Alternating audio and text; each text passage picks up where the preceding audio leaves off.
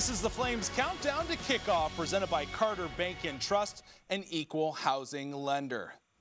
Well, North Alabama arrives in Lynchburg, Virginia, and are on the prowl for an upset win, while the Flames look to extend their home win streak to 7. Hey there, everybody. Welcome inside the studios. Pat Kelly here. This is a young man that was a two-time All-American during his time at LU, and Desmond Rice, second most touchdowns in a single season by a Liberty Flames running back. Well, lots to talk about on today's show. We're going to have a Malik Willis update. We're going to talk about the Flames' 2-0 start, and we'll also talk about last year for UNA, 4-7 record. They look to bounce back from that season a year ago. Well, Des, let's talk about the 2-0 start for the Flames. The offense really getting things done for LU. Yeah, the offense has looked tremendous in the Flames' first two games this season, highlighted by Malik Willis. He's really emerging as the standout player on that offensive unit. The first week, he was really getting it done on the ground as he was able to eclipse 3 rushing touchdowns and a lot of long runs throughout that game. But this past week against Florida International, he was able to get it done with his arm, going 24 for 30 for 285 yards, got his first 2 passing touchdowns as a Flame, and he also added another 85 yards on the ground. So he's been a baller for the Flames this year. They also had Joshua Mack, who went over 100 yards this past week, just like he did in the first week. And then, again, DJ Stubbs really stepped up this past week as the Flames have had some injuries at receiver. He's really emerging as that go-to guy. Now, this didn't come without any woes for the Flames, as they had some struggles, not only defensively but also with special teams. That special teams unit gave up a 100-yard kickoff return to start the game. They didn't do real well on kickoff coverage throughout the game against Florida International. Additionally, their defensive unit was giving up a lot of explosive plays. They're going to really look to limit that in today's game against North Alabama. Pat, as we look at the Lions, this is a team that had a 4-7 record last year, but they also had 3 games in which they were single possession losses. Yeah, they did a decent job in keeping the games close. Unfortunately for them, they were 1-5 on the road. They kind of drew the short straw in terms of their schedule as well. They had 4 games against ranked opponents on the road. That was against Kennesaw, Montana, Jacksonville State, and Monmouth. In each of those games, they gave up an average of 45 points per game. It wasn't for a lack of offensive weapons, though. These guys, I call them the 4 horsemen. I mean, it's a loaded stable of guys that over the course of the last 2 seasons, they have over 300 catches, almost 4,500 receiving yards, and 29 touchdowns. So the record may not be indicative of the talent that we'll see on the field today. Well, let's jump back now to last week with the Flames as we take a look at their FIU highlights. This was a game in which the Flames did an excellent job of pushing the ball downfield throughout many plays in the game. And kind of going back to Malik Willis here, Des. This was a young man that we thought could run the ball. We didn't know if he could throw it extremely well, but defensive issues and specialty teams play plagued the Flames at first. Yeah, the Flames were definitely plagued there, as you see on camera, that long kickoff return just to start the game. And you never want to see that for a team when you're looking to get off to a hot start. You don't want to give up a 100-yard kickoff return to start the game and put your team behind. But the Flames came back, they countered, and they went down the field and scored very quickly with an amazing catch there by DJ Stubbs, one-handed catch that made SportsCenter's top 10. The Flames did a tremendous job, and I look to see them continue that this week. It was a little surprising to me in this game that Stone Norton came in and he lit things up when he finally got his chance with the Rock, the quarterback for FIU. But how on earth did it take Butch Davis that long to figure out when he played 2 quarterbacks already? All right, the third guy, well, I guess we'll stick with him. Yeah, Norton did a great job of really stepping in and getting into a rhythm. And coming into the game, they had 3 guys that could potentially be their guy. I think they found their guy. You know, this guy, came in and he made some big throws. Granted, there were some miscommunications on the Liberty defensive side of things, so that certainly did help his case. But, you know, you see a lot of these highlights here, keeping plays alive, extending plays, and he did a really good job of putting his team in a position to try and win the game. Yeah, that play right there was a missed 2-point conversion, would have tied things up. And then late stages, fourth quarter, J.Odd Sanders comes in along with Darrell Johnson. They ended things with a big sack, and the Flames improved to 2-0 on the season. And let's talk about that 2-0 start for LU, guys. Was it a surprise to you at all that the Flames able to take down Western Kentucky? They are picked to win their conference. FIU, a strong athletic team, but still Liberty 2-0 on the year despite having a lot of injuries. Yeah, the Flames definitely have the talent, and coming into the season, I knew they were going to be facing formidable opponents, but I definitely thought that they had the talent to be 2-0. With that being said, the injuries to receiver, the injuries in the secondary, and the youth in the secondary definitely could have seen it going the other way for the Flames. So to see them come out victorious only speaks to the mentality of this football team. Hey, you know, I'm a big believer in you get what you pay for. And this Liberty institution, they brought in an SEC head football coach, a guy that's proven to have success, a great recruiter. You know, I think the 2-0 expectation or the 2-0 start is an expectation, especially if this program wants to get where they ultimately want to be. Let's go back. UNA, this is their season opener. And Pat, let me ask you this. You played FCS level here at Liberty University. How tough is this for a game? It's your season opener, like you said. The way the fall has been, you know, everything has just been out of sorts. But to start the season on the road at LU, a team that has a lot of confidence, how tough is that? You know, in my time playing, we had season openers against 2 ACC schools, NC State and Wake Forest. And you know, you always go in after your training camp. You know, you've hit the same guys over and over and over for 30 days consecutively, and you're ready to get in there and play a different team. And so this will certainly be a challenge today for North Alabama. With that being said, you always go into the game kind of with the expectation that you're going to compete. Which is why some of the comments made this week by Coach Willis about having less scholarships. For me, it was interesting because as an athlete, you want to know that your coach has confidence in you and that you're going to come in there and be ready to play and win the game. So it will be a challenge today, but we'll see.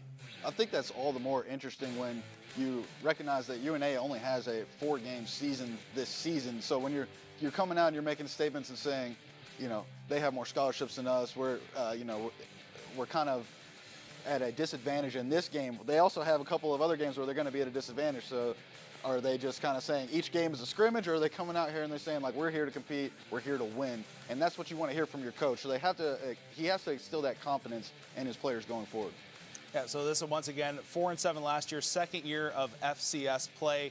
A team that believes that they're going to be a strong contender in the Big South for years to come. And it's going to be an interesting matchup today between themselves and the Flames. When we kind of talk about their quote here, we'll talk about that more in a sec. Let's go to, this is a team that you say rely heavily on the passing game, Pat. They like to spread the ball around, but they also are looking for a new identity this season in which they want to try to pound the rock a little bit more on the ground. Yeah, you know, Coach Willis mentioned that they do want to find that identity and commit more to the running game, and they really need to do that because last year this is a team that averaged 84.9 rushing yards per game, which kind of blows my mind. Liberty this season has had quite a few plays, I think, that have been pretty close to 84 yards in general. So this is a team that they will need to get that rushing game going, especially with this quarterback being pretty inexperienced. A good running game is going to be able to take some of that pressure, some of that workload off of the quarterback. It will definitely take some commitment because 84 yards a game, not quite what you're looking for on the ground. Let's go back to that quote real quick. And you both as players, are you reading the papers? Are you checking out online? What is Coach saying about the upcoming game? Yeah, I mean, definitely for me as a player, I was always reading everything the coach had to say. Okay. I was always listening to everything that he was saying in the locker room. And, you know, the players feed off that. If you listen to some quotes from Joshua Mack this week, he talked about how he believes the Flames' 2-0 start was because Coach Freeze was actually on the sidelines this year. They were able to get that energy and feed off of that this season. So as a player, you're definitely feeding off your coach's energy. They're the leader. They're leading you, you know, to the promised land. So to see a quote like that as a player, you know, it definitely doesn't instill that confidence for me. But could this be a tactic, Pat, to fire them up? Like maybe he's seen in practice, we're not there. All right, this is a little lackadaisical. I'm going to poke the bear a little bit to see if we can get something out of them. You know, I'd like to think that. You know, I've seen a lot of different methods used to kind of poke the bear and to get your guys fired up. But by saying, you know, we don't really have an identity, that doesn't come across to me in a great light. However, we just talked about that running game. Maybe he knows something that we don't, and this is his tactic to, you know, to get to the running back.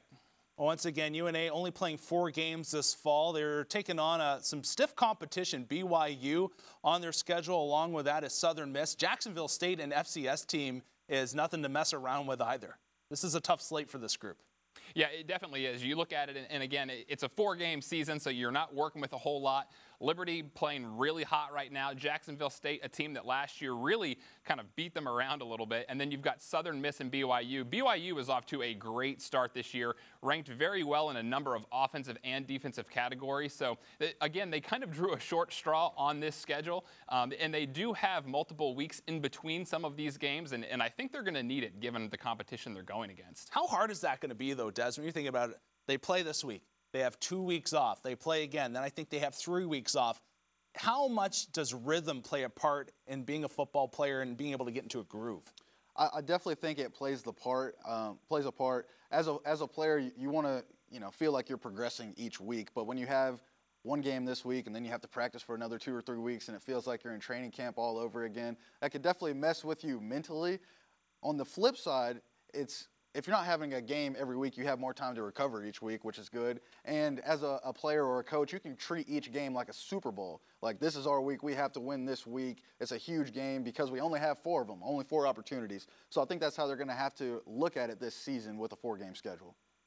Well, let's talk a little bit more about the Flames' defense here. They've been tremendous so far this season. They're going to have a tough task today. We've talked secondary woes in the past few weeks for the Flames, but the front 4 for LU have been getting after it. The defensive line has been great, and that's going to lead us here to our food line. Every sack is a sack to give back this season. Food Lion Feeds will donate 1,000 meals each time Liberty makes a sack to a neighbor in need.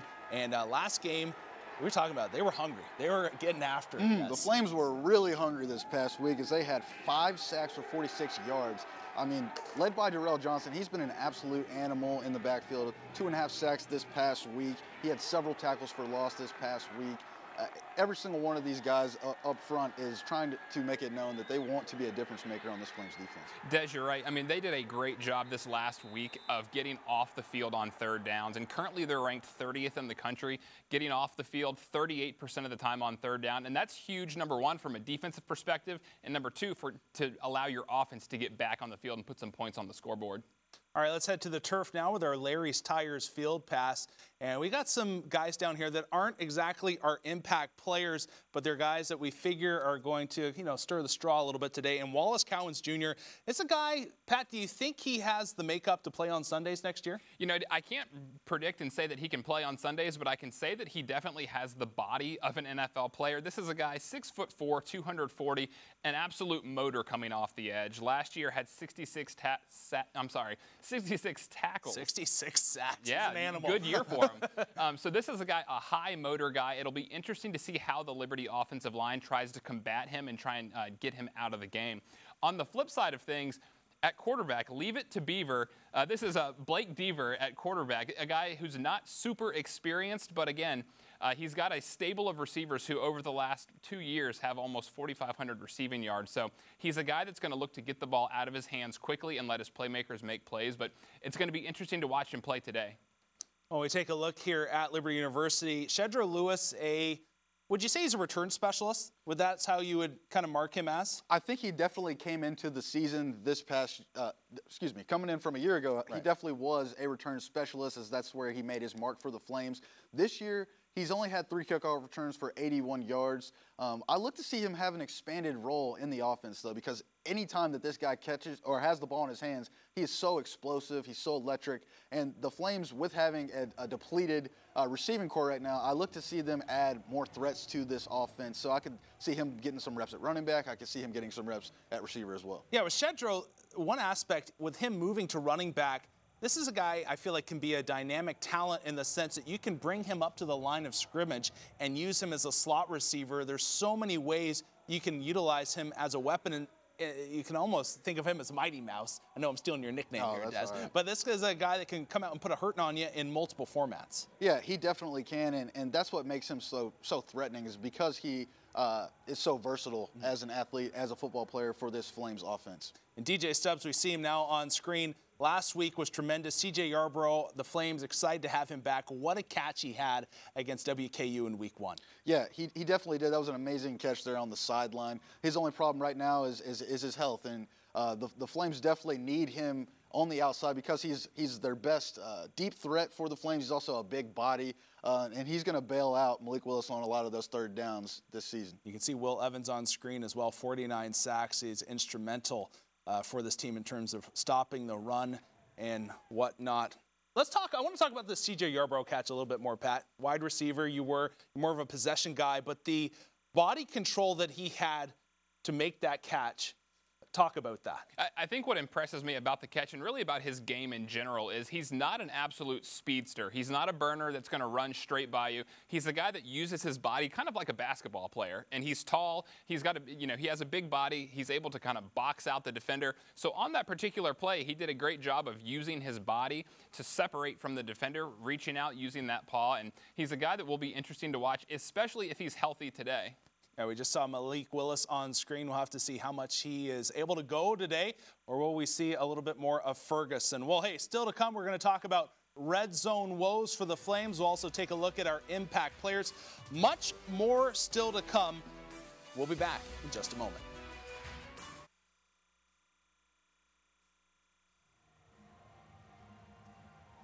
Brought to you by Carter Bank and Trust. As we welcome you back inside the studios, time to kick off now. Just 11 minutes and 48 seconds. Time to turn now to our Jersey Mike scouting report. And we're going to talk third downs, and we're going to talk Malik Willis. This is a guy does he take it to another level, Pat? Is that the right terminology for it, in the sense that when third down comes, he's either using his legs or he's using his feet, finding just so much extra space to be able to complete just a perfect pass. Oh, I mean, my gosh, this guy is just a total playmaker. You see him on film here converting on the run, but what impressed me the most, and you see on film here, is the throws. The ability to, with his feet not planted in the ground, not planted like a quarterback would always prefer, able to put the ball on the receiver in perfect stride. I mean, that's what really stood out to me. Des mentioned earlier, completed 80% of his passes last week, which I think is incredible. Right now, Malik Willis ranks 7th in the country in completion percentage at 72% over the first 2 games. Liberty's 28th in the country right now in third down conversions at 47%. So in terms of doing his job as a quarterback, keeping his team on the field, he's doing an unbelievable job. He's a guy that, again, anytime that you can extend drives, keep your team on the field after third downs, I mean, you're absolutely doing your job. So Malik Willis has been really fun to watch so far. And I think we all knew that he could run the ball, but now being able to see him throw these absolute dimes, to quote Trent Dilfer, he's putting dimes out there. It's been really fun to watch, and I think it's very, very encouraging for this offense. I agree, Pat. You know, this past week he definitely was really efficient on third down, 5 for 8 for 92 yards through the air. He also had 3 rushes for 81 yards on third down. And a lot of that is his elusiveness and magic that he brings as a football player. But as we know, he had that elbow injury late in the fourth quarter this past week. And I have to imagine that he's not going to be doing the same things that he was doing this past week. I feel like the Flames are going to limit him in what he does running the football wise, or what he's doing running outside of the pocket. So I definitely don't see him doing that this week for the Flames. Yeah, it'd be interesting to see how much he is limited through that left elbow injury. All right, time to crack open our Coca-Cola Impact players. And Dexter Boykin is a wide receiver for UNA that is armed and dangerous. That's right, Dexter Boykin. One thing I'll say is, boy, can this guy play. My gosh, the last 2 seasons, 73 catches for 1,200 yards and 11 touchdowns. I love the way that this guy plays the game. Again, he's not a burner. He's not going to run right by you. He's 6'3", 190 pounds. Kind of reminds me of Randy Moss a little bit. Okay. So this is a guy that I think today he's going to have some mismatches against the Liberty secondary.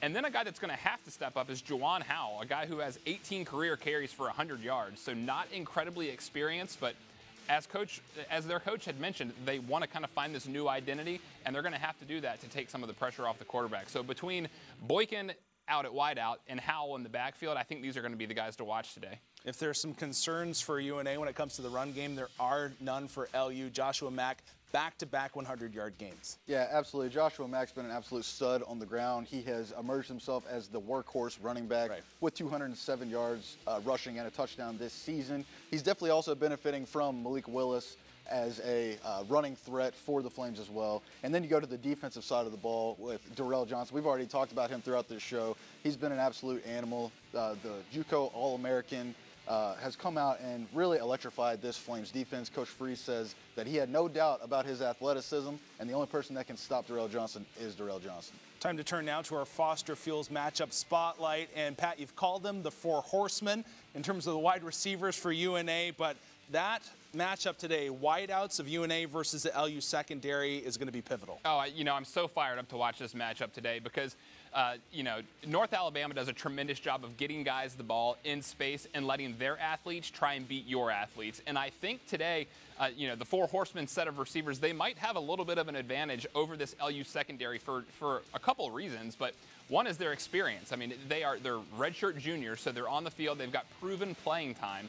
And then on top of that, this Liberty secondary has had some miscommunications. They've had some breakdowns in coverage.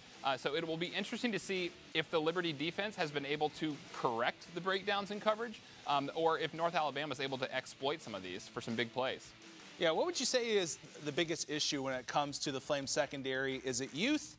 Is it just learning a new scheme? You can see it here. So many opportunities for the opposition and just wide open plays in which, and not so much right there, but there are some plays where they have gone for touchdowns where you can tell it's just a clear lack of communication and the read was wrong. Yeah, Bill Belichick is known for the axiom, just do your job.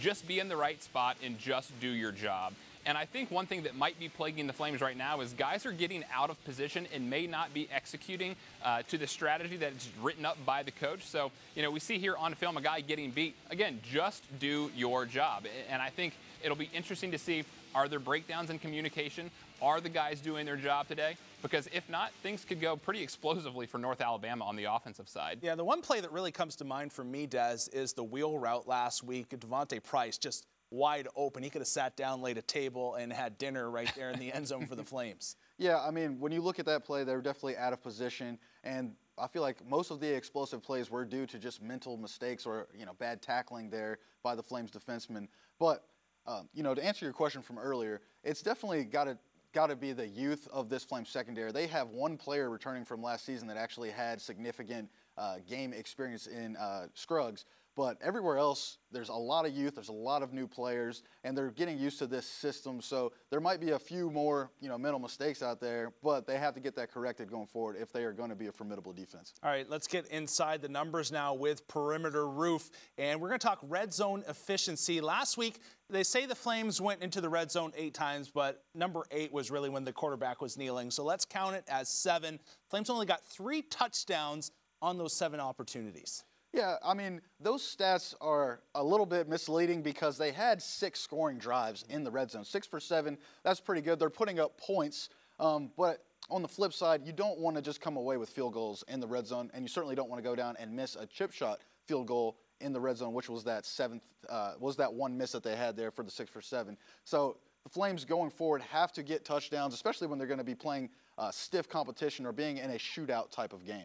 Des, I definitely agree with you. The one thing that stood out to me last week was Liberty had a 90-plus yard drive where it started inside their 4-yard line and they drove down inside the opposition's 5-yard line, and they didn't come away with any points on that drive. And that's an absolute backbreaker in terms of confidence, in terms of momentum for the offense. Especially as you alluded to, when they play later in the season, a Syracuse, or when they play an NC State, you have to punch the ball in, especially when you're inside the 5- and 10-yard line. You know, Liberty right now is a team that's 47th in the country in terms of red zone scoring. So that's something that they're going to have to fix going forward. And that was something that Coach Freeze talked about in his weekly presser this week. He kind of talked about how he felt it was a lack of execution by the Flames offense there in the red zone, but also he took some responsibility and said it had a little bit to do with the play calling as well by Hugh Freeze and the offensive coordinator there. So that's something that they're definitely addressing this week, and I look to see that getting corrected going forward. That's I almost wonder where you see more of Shedra Lewis, who we were talking about, in the red zone, just his ability to catch the ball. You'd think he'd be your, in some ways, red zone running back. Yeah, I mean, he definitely, with his pass-catching abilities, he's definitely a threat there. But I don't think they're trying to key in on just one single player. I think they're just looking to have appropriate play calls down in the red zone and looking to see guys execute those plays in the red zone. Do you think it will help them a lot more? Obviously, Frith out this game, but the fact that you have Yarbrough, he's a big red zone target for you.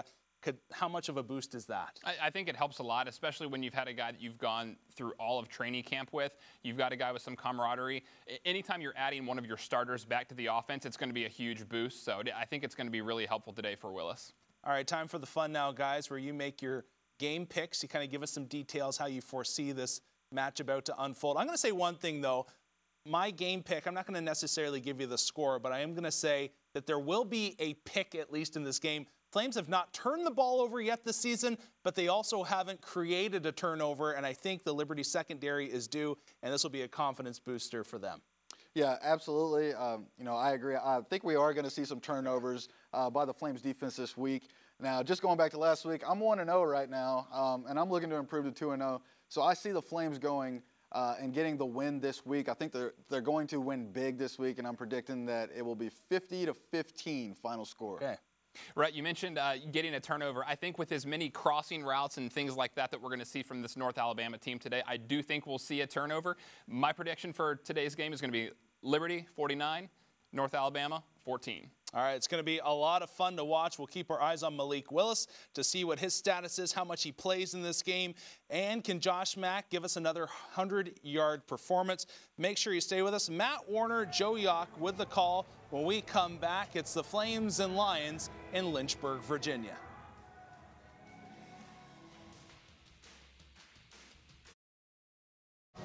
It's a college football Saturday in Lynchburg, Virginia, as the Liberty Flames eye a 3-0 start to the season, while North Alabama takes the field for the first time in 2020. With that, we welcome you up into the booth high above Williams Stadium alongside former UNC and CFL wide receiver Joe Yock. I'm Matt Warner. And Joe, last week, Liberty got a big win over FIU. That's the good news. The bad news, their electrifying starting quarterback Malik Willis injured late in this ball game, a left elbow injury. Now, he is dressed today, but if he'll play, how much he might play, still to be determined. The good news, though, for Liberty, their backup quarterback, Chris Ferguson, not your normal backup. A lot of experience for him. Yeah, not whatsoever. Chris Ferguson, a transfer from Maine University, comes in with a ton of experience, has thrown for over 5,000 yards, 35 touchdowns. So it will change the dynamic of the offense. He's so much different from Willis being a true pocket passer as compared to Willis, who really likes the RPO game. So, but he'll do a great job of putting the ball into the hands of his skilled players. With more on Chris Ferguson, we check in with a third member of our crew, Emily Austin. Yeah, guys, for those of us who don't know much about Chris Ferguson, let's get to know the QB a little bit more. As Joe mentioned, he transferred here from Maine, where he put up some solid stats. As soon as he joined this Liberty squad, he was an instant leader. He told me that was a trait that he got from his mom, who taught him at a young age the importance of being a server. Speaking of family, Chris is one of 11 in the Ferguson household. He's number 10 in the birth order, and you don't have to go very far to find more of the Ferguson family here on Liberty's campus. His older sister, Danielle, is number 8 in the birth order, and she is actually Liberty's team dietitian. His youngest sister, Lizzie, who's 11 of the birth order, plays lacrosse here at LU. Guys, there is 9 girls and 2 boys in this family. I asked Chris, how in the world did you survive with 9 sisters? And of course, he had a positive outlook on it. Hey, Em, it was basically like having 9 more moms.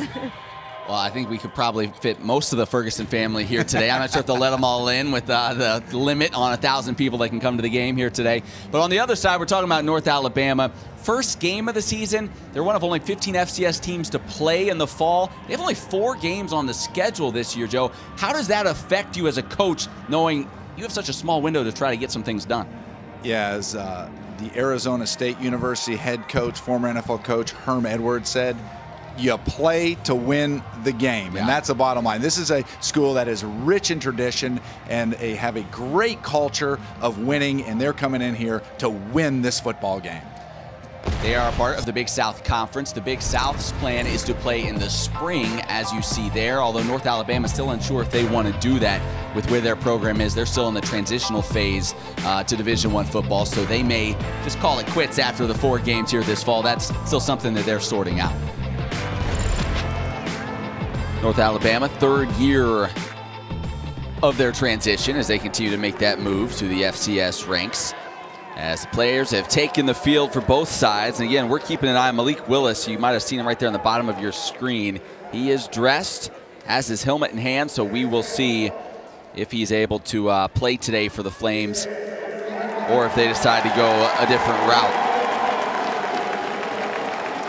Liberty off to a 2-0 start, trying to move to 3-0 for the first time since 2017, and it's really been that the run game in that offense that has been so explosive for them in these first couple of games.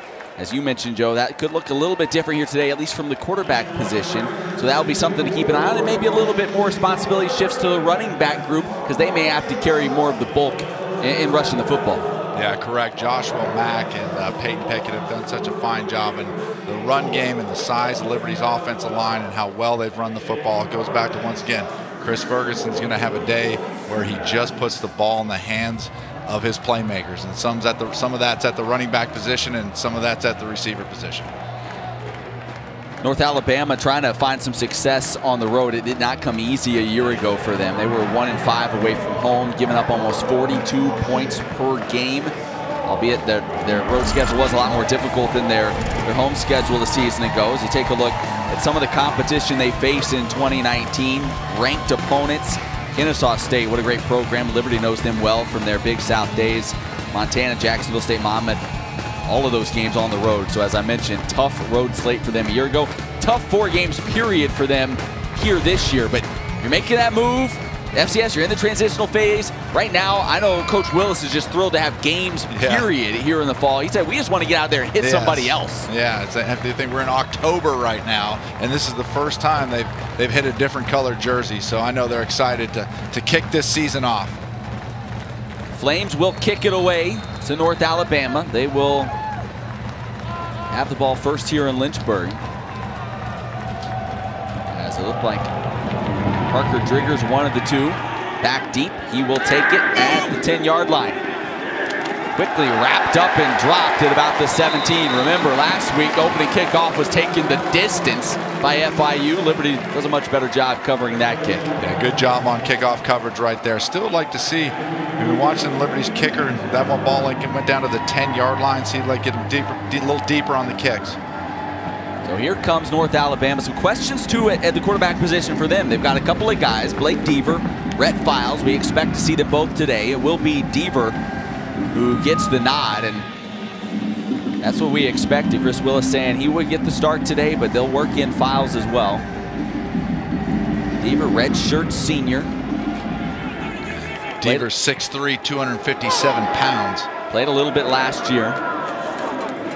Empty backfield here right out of the gate. Lofts one, caught, and a solid pickup on first down. That was Cortez Hall who made the reception. Yeah, I really like Deaver on that play. The first play of the game, Liberty brings an inside backer blitz. He throws the hot route to the blitz side, so that's good nerves to see that he settled in and making his reads early in the game. I'm sure you want to dial up some easy throws if you can early, get him into a rhythm. So 2nd and 4 after that pickup. One back in the backfield. Handoff, angling to the far side. And wrapped up and dropped after the short gain. Offensive lineup for North Alabama. Looks like this. There's the big fellas up front. And they do have pretty good size on that offensive line. Really on both lines.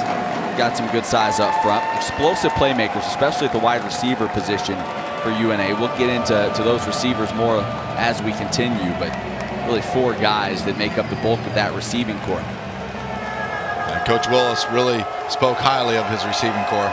Big 3rd and 4 here early in the ball game for the Lions. And a flag comes in. False start. Offense. Number 72. 5-yard penalty. Third down. Cameron Watson flagged for the penalty. Well, Liberty's defense has been good at times this year. What's really bitten them has been the big play. And we saw that firsthand last week against FIU. Some long touchdown scoring plays from the Panthers, and that was really a point of emphasis this week from the coaching staff. Have to limit those big plays. Right now, they're just trying to get off the field. 3rd and 10. Play calling changes now after that penalty. Deaver steps up in the pocket, now going to run with it, has a shot at the first down, knocked out of bounds close to the sticks, and we'll see where they mark it. Javon Scruggs came up and put a hit on him. Yeah, Javon Scruggs really came up and put a nice lick on Deavers on this play. This is a big man coming at you right here, and Javon is not not large side, but man, he packed a punch right there in order to avoid him being able to pick up that first down. He flies around and brings up 4th and short, and the punting unit comes on. Joe Gurley, all-conference punter, in there for the Lions. The players called Javon Scruggs the general, right, Matt? Yeah, that's right. I see why. Punt is away. Demario Douglas ranging back to get it, calls for the fair catch, and makes it at about the 27. So the Liberty offense taking the field, and it looks like it will be Chris Ferguson taking the field.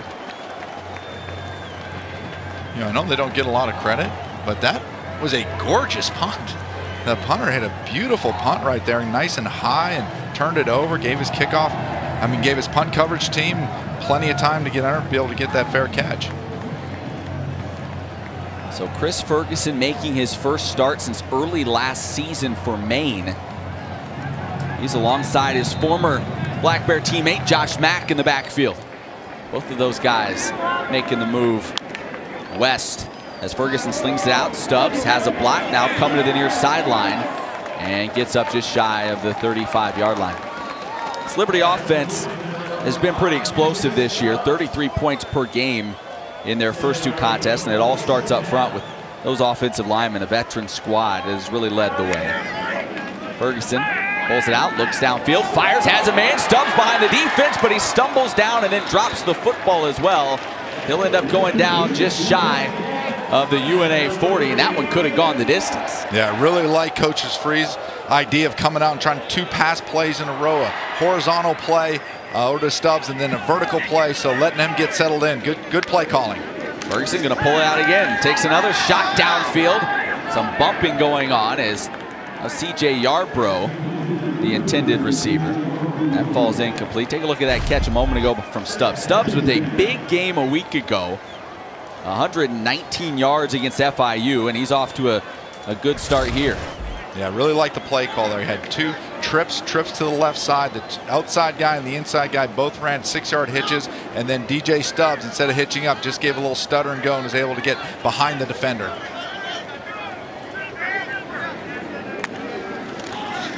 Handoff coming to Josh Mack. He's only able to pick up a few, so it'll bring up 3rd and long. DJ Stubbs, senior. Mentioned the 2 early catches.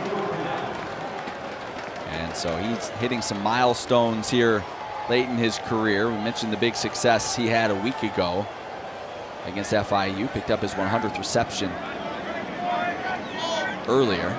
Meanwhile, Josh Mack went over 3,000 yards rushing in his career last week, now over 1,000 career yards at Liberty. So a lot of playmakers on that offense, as you mentioned. 3rd and 8. Ferguson has it batted up in the air, somehow caught by Mack, and that may have been the worst decision he could make because they're going to lose big yardage. That one batted right back into the face of Chris Ferguson. Yeah, Lions gave Ferguson a really good look, went cover 2, was able to sink back. He was trying to find a shot down the sidelines and had a big, well, perfect say right now. Lions got a big paw up to bat that one. That's too easy. Yeah, been waiting to use that all week. Yeah. So Aiden Alvis comes in to punt it away. Alvis had some struggles last week. Was pretty good week 1 against Western Kentucky. High spiraling kick. Jack Peavy lets it bounce, and that was a good call as it rolls through the end zone. That'll get us to our first timeout. Each team has had a possession. Neither has been able to get much going offensively. For more than 120 years, we've been there. In churches and schools, camps and senior living centers. We've been there in times of joy and in the most difficult moments, in times of loss. And our success has been measured not by the bottom line, but by our unwavering commitment to protecting our customers so they can continue their important work. Church Mutual Insurance Company, protecting the greater good. Carter Bank & Trust has supported Liberty University for over 3 decades. When many were skeptical of Liberty's vision, our founder, Worth Harris Carter Jr., understood the vision and saw its potential. His instincts were correct. Liberty University has become a regional economic engine. We continue Mr. Carter's legacy by working with determined visionaries to transform potentials into realities every day. As with Liberty University, Carter Bank & Trust is proud of the past, focused on the future. Only a few generations have been granted the role of defending freedom in its hour of maximum danger. I do not shrink from this responsibility. I welcome it. The energy, the faith, the devotion which we bring to this endeavor will light our country and all who serve it. And the glow from that fire can truly light the world.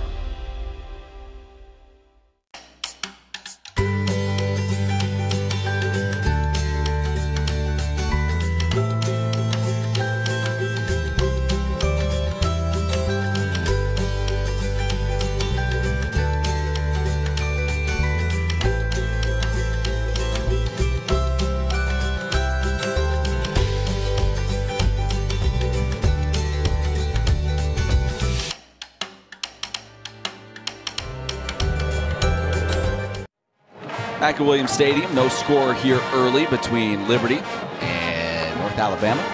North Alabama, and Joe, you mentioned some of the tradition this program has since 1990. Only this little school in Tuscaloosa has a better winning percentage than do the Lions, and that just speaks to the success they had at the Division II level, now trying to continue that same success on here at the FCS level. They love some football in Alabama. I tell you what, there's a lot of sweet grandmas right now that get mean and nasty when it comes to football Saturday in Alabama. I think I saw actually North Alabama led the Big South in attendance as well last season. So yeah, they like it a lot. As good tackle is made by Aaron Pierre. Defense getting some penetration. Pierre, the junior out of Tampa, Florida. Yeah, like you said earlier, Matt, the main thing that Liberty's focusing on this week is to eliminate a lot of those explosive plays that they had last week, and that's shoring up the secondary, and then most importantly, being able to get a pass rush by only having to bring 4 guys. Yeah, those ends, those edge rushers, Darrell Johnson, Trayshawn Clark have been explosive. They're both out there right now. Standing in the pocket, firing down the middle of the field, and a completion. Good strike to Cortez Hall. Blake Deaver has looked pretty sharp here in the early going. That was a really good throw. Really liked his progression right there. He had man-to-man up top, and then Liberty was playing a zone down at the bottom, and he knew he had a dig route, which is a great inside running route against the zone, and did a good job putting it in there. Deaver standing in again. Things breaking down. He's going to get what he can with his feet and go into a slide at the 45, just shy of the first down marker. Well, normally, you know, Coach Willis told us, you know, we'd like our quarterbacks to be able to do a lot with their legs, really be involved in the rushing game. Said the guys we have right now, that's not as big a part of what they do, as big a part of their skill set, but they can get you a few when you need it, and that's exactly what Blake Deaver did there. Yeah, he showed that twice already today. And this is what the Lions offense has to do. They have to put themselves in these second and medium, second and short downs, because it allows them to open up their playbook. Deaver with the handoff. Howell trying to break it outside. A flag comes in as he crosses midfield. We'll see if this flag brings it back. Holding, offense, number 76, 10-yard penalty. Second down. Joe Maxwell flagged for the hold, so a couple of early penalties. Remember, the Flames were big benefactors as far as that went last week. Yes. Was it 15 penalties 15. That FIU had? Take a look there. Oh, it happened that defensive end. Yep. As he was pushing upfield, got him around the waist and knocked to the ground. Anytime you have those point of attack plays, and there's a possibility of a penalty, the ref's always going to make that call. So second 13 now for the Lions. Deaver gets rid of it. Catch is made by Hall. He's going to go 2 guys. Another flag reigns in. So we'll sort out this penalty now. It's going to be a blocking downfield.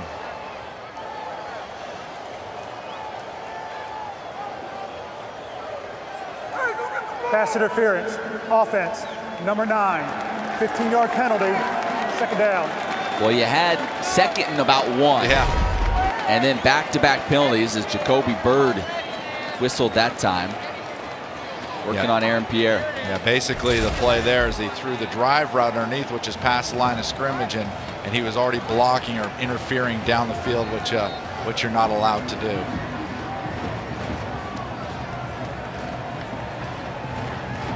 So you're in a great spot. Yeah, second now it's and 2. Second and 28. Just see if you can get a chunk of that back here on second down and give yourself even a chance on third. You go with the draw, nothing happening. Pierre has him, finally slings him down, as Howell didn't have much room to run. Aaron Pierre is a guy, played well week 1 against Western Kentucky, and a guy that Hugh Freeze said, you know what, at one point earlier in his career, he was kind of thinking, man, maybe this isn't the place for you. Maybe you just need to move on. But they have raved, Coach Freeze and the rest of his staff, about the maturity that Aaron Pierre has shown really since the fall. So he's a different guy, and he's playing like it as well. Yeah, listen to Aaron Pierre talk about that, and then I think what really happened to him is he made up in his mind that he was going to be totally committed to football with the right body language, the right attitude, and doing all the right things on and off the field. And has it ever showing up? Because, like you said, they really do rave about him. So third down, Deaver going to roll to his right. Now under some pressure, gets rid of it. The catch is made well shy of the first down as Carson Swan made the grab, but there's a penalty flag in the backfield, and Deaver's down and hurt. He may have took a shot to the head. Definitely roughing the passer on this call.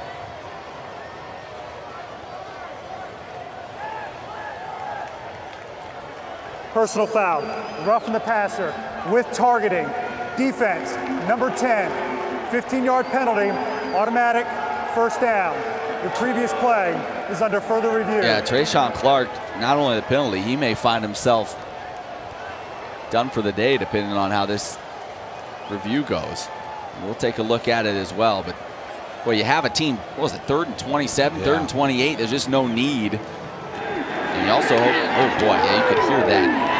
You hope Deaver's all right. He was slow getting up, slow getting off the field. Clark put it right under his chin. Yeah, I think that's going to be clear targeting. Like I said, his helmet hits him underneath the chin. He's leading with his helmet and just puts a devastating hit on Devers. Hope that young man's okay.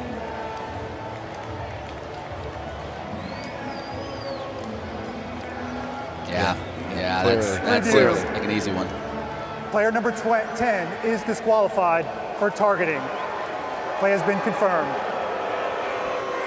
So that's big for Liberty. Trayshawn Clark, one of your best edge rushers, 2.5 tackles for loss, a sack and a half already on the young season, and he's done for the day. As you take a look at that one more time. Now on the other side, if you're North Alabama, you're trying to figure out, all right, how's Blake Devers? He know where he's playing right now.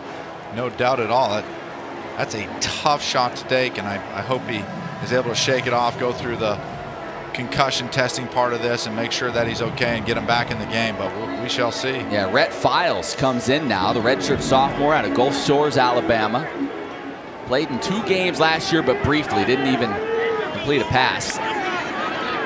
As short pickup goes to Parker Driggers. Talk about playmakers on this North Alabama squad. You got the 4 redshirt junior wide receivers, and those are the guys that Files is going to be looking for. But you've got some guys too, like the Driggers, who's just a redshirt freshman trying to make a name for himself, and he's got some speed, as we just saw. Files looking to the sideline. The other thing, if you're North Alabama, you don't mind playing slow, right? Correct. You want to keep this to a few possessions, slow it down, keep that Liberty offense on the sidelines, and so far today, this is going about as perfectly as they could hope. Slinging it downfield and incomplete. They were taking a shot, but the throw a little bit behind Dexter Boykin. Yeah, I like how the Lions are keeping their offense open. A young man comes in there, Files comes in there early in the game. There's a couple plays, and they're throwing a back shoulder fade along the sidelines. It's like, hey, you want to get thrown in the fire? Let's throw you in here and let you run the offense. So in the third and 6, it looks like right now. See if they open it up again.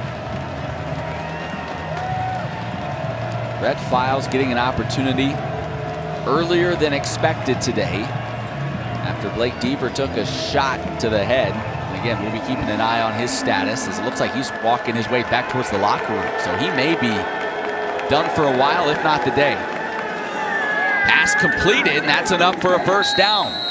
Files stuck it in there to Cortez Hall, who already has 3 receptions today. As you see Deaver making the long walk to the locker room.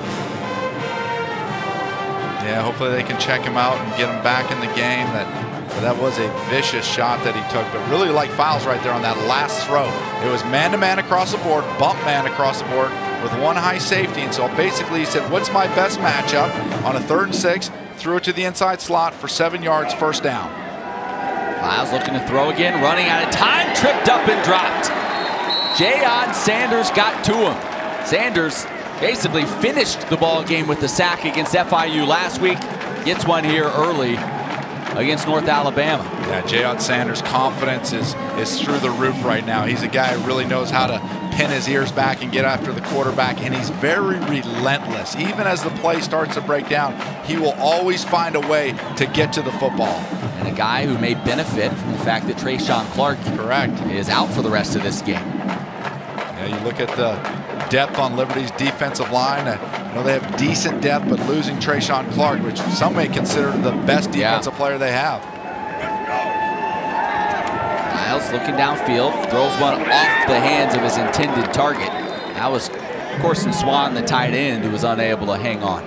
See, those are the plays that the Lions are going to have to make offensively to help boost Files' confidence. That would have got them into a short 3rd and 3, 3rd and 4, but instead a drop pass like that, they're facing a 3rd and 13, and it really limits what the offensive coordinators can do.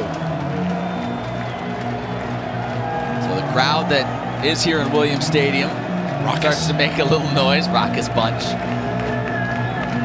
Bunch formation up top. Bunch trips formation up top. Singled up down here. Files throws it far side. Caught, whoa, the high hurdle there from Ron Thompson, who got up a little bit. 5'6", not a big dude, but he's got some bounce. He'll still be well shy of the first down, though. It'll be 4th and 7. Right now, they're thinking about leaving the offense on the field. Yeah, it's sort of in that no man's land right now, but a good job by Liberty's defense playing cover 2, and they had a spy to make sure didn't take off and run and protect that long throw and put them in this 4th down. Looks like they're going to take a timeout. Yeah, they want to talk about it. Decision time early on for Chris Willis. Will they go on 4th? Find out in a moment. This presentation of college football on ESPN is brought to you by Carter Bank & Trust, Foster Fuels, and by Runkin Pratt. Well, Chris Willis thought about it, decides, you know what, let's just punt it away and not take a gamble here. We're in a scoreless ball game late in the 1st quarter. Let's just play the odds here and punt it away. Yeah, good decision. Like I said, scoreless game. You don't want to give Liberty any short field opportunities. Hang in there and play a little defense.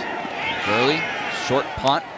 Just does sneak it inside the 20-yard line as Demario Douglas makes the fair catch. And there's another flag on the field. If these officials are getting paid by the penalty, they are going to make out like bandits today. During the kick, holding, receiving team, number 20. That 10-yard penalty will be enforced from the end of the kick. First down, Liberty. So that'll back the Flames up as we'll step aside. Scoreless ball game. North Alabama hanging tough early. No score here in the 1st quarter. There's a look at some of the Ferguson family, Chris Ferguson's mom and dad. I said, they've got a sweet snack set up. Joe, they came prepared. You have 11 kids. You know what you're doing when it comes to the snacks. Yeah, well prepared stuff. But the best part is Dad. Dad's over there and he's looking like, what do we have all these bags for? Like, the guy's got knots in his stomach trying to watch his son play football, and we got snacks everywhere. Ferguson still in there at quarterback. As we mentioned at the outset, Malik Willis, the elbow injury. We have not seen him on the field today. He is dressed. Ferguson leading the Flames offense right now. Peyton Pickett in for the first time. They give it to him. Runs into his own lineman and then falls forward for 1, maybe 2. Yeah, and talking with Coach Willis this week, you saw it right there. He really spoke highly of his defensive line. Yeah. He said these are get off the bus kind of bodies that come on defensive line. I like to say get onto the buffet more than get off the bus. These are the guy, if you're a skinny guy, you just want to slide right in there with these big guys on the buffet. But he really, really speaks highly of these young men and really speaks highly of the depth he has at that position. Believes that's his strongest position on the defense. Yeah, they do have some big boys on there. You saw Broderick Martin there, about 330. Give it to Pickett again. This time some room to run, and looks like he'll pick up the first down. Really, really nice job by Peyton Pickett on that play. He allowed the play to develop. It was a very patient, slow developing play. Worked it to the left side, waited for the hole to open up, and then cut back hard to the right side and picked up a nice little chunky yardage. Really, everybody that's gotten an opportunity to run the ball for the Flames this year has found success, whether it's Pickett, whether it's Josh Mack. We've seen Shedra Lewis find some success as well. This run game has been dynamic. Yeah, Peyton Pickett has really stepped it up. Like you said, when they can bring in a Shedra Lewis who's a scatty type back and can hit the hole fast. Joshua Mack, obviously, big-time player. Quickly swing it out to DJ Stubbs, makes the first man miss for a moment and is able to pick up a solid gain on first down. Stubbs has really become a big part of this passing game. We knew they had a lot of weapons, but we've seen the last couple of weeks, he's been a focal point. Yeah, then when you listen to Hugh Freeze talk, he really talks about, he looks for matchups. Where are the matchups up that I get? If it's DJ Stubbs, it could be Noah Frith, but DJ Stubbs has seemed to got a lot of really good matchups because he's such a good football player. So they get 7 on first down. Hanging in there's Ferguson firing downfield and behind his intended target, and he had C.J. Yarbrough going to the house if he puts that one in front of him. Yeah, it was there. It was a really nice combination route set up by Liberty. DJ Stubbs went through the we call switch route. One works up, presses high, and then goes to the outside, and then the other, Yarbrough comes up underneath him and does a switch. They switch positions, and Ferguson was just a little bit off on the throw, but that could have been a long gainer right there. So third down. 3rd and 3. This is Liberty's favorite formation. Ferguson looking to the sideline, making sure he gets the signal in, and now he's ready to go. Looking to throw the ball. Plenty of time. Fires near side, and it's broken up. Great job breaking on the ball by Kyrie Fields, the junior out of Columbus, Mississippi. Knocks it away, and this Flames offense has yet to get on track. Yeah, you look at Kyrie Fields right there. What a comeback route by C.J. Yarbrough. And C.J. Yarbrough can run downfield. He knows how to stretch vertically, but he's able to run that comeback route. Fields just sat on it, made perfect timing to be able to knock that pass down. Really good job by Fields. And a good job by this UNA defense. They have been up for the challenge so far today. Jack Peavy back to return the punt. Aiden Alvis in there to kick it away. Good punt, fair catch called for and taken at about the 16. And a flag comes in, unnecessary. Just a little bump on the end, as that was Anthony Butler, I think, that just kind of gave him a little shove right at the end. No need for that, and the flag comes raining in.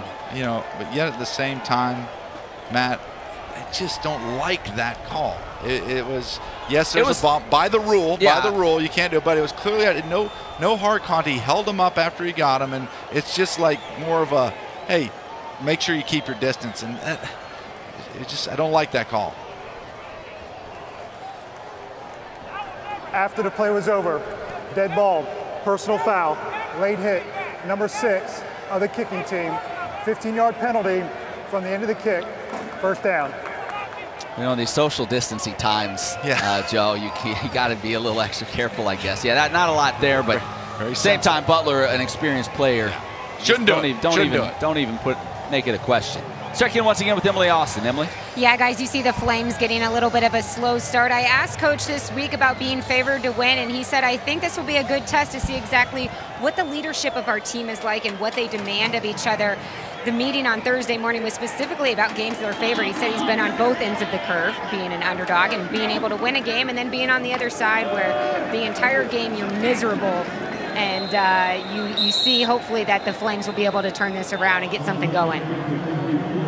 Short pickup there on first down from Ron Thompson. As UNA offensive lineman down. Lined up in the backfield. 5-yard penalty. Still, first down. Flags are coming so quick we can hardly keep up. I feel like I'm watching an NFL preseason game right now. It has been a little sloppy here, to say the least. As that's Joe Maxwell slowly making his way off the field.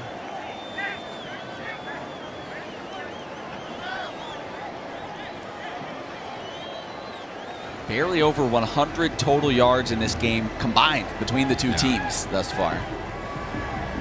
As we are nearing the end of the first quarter.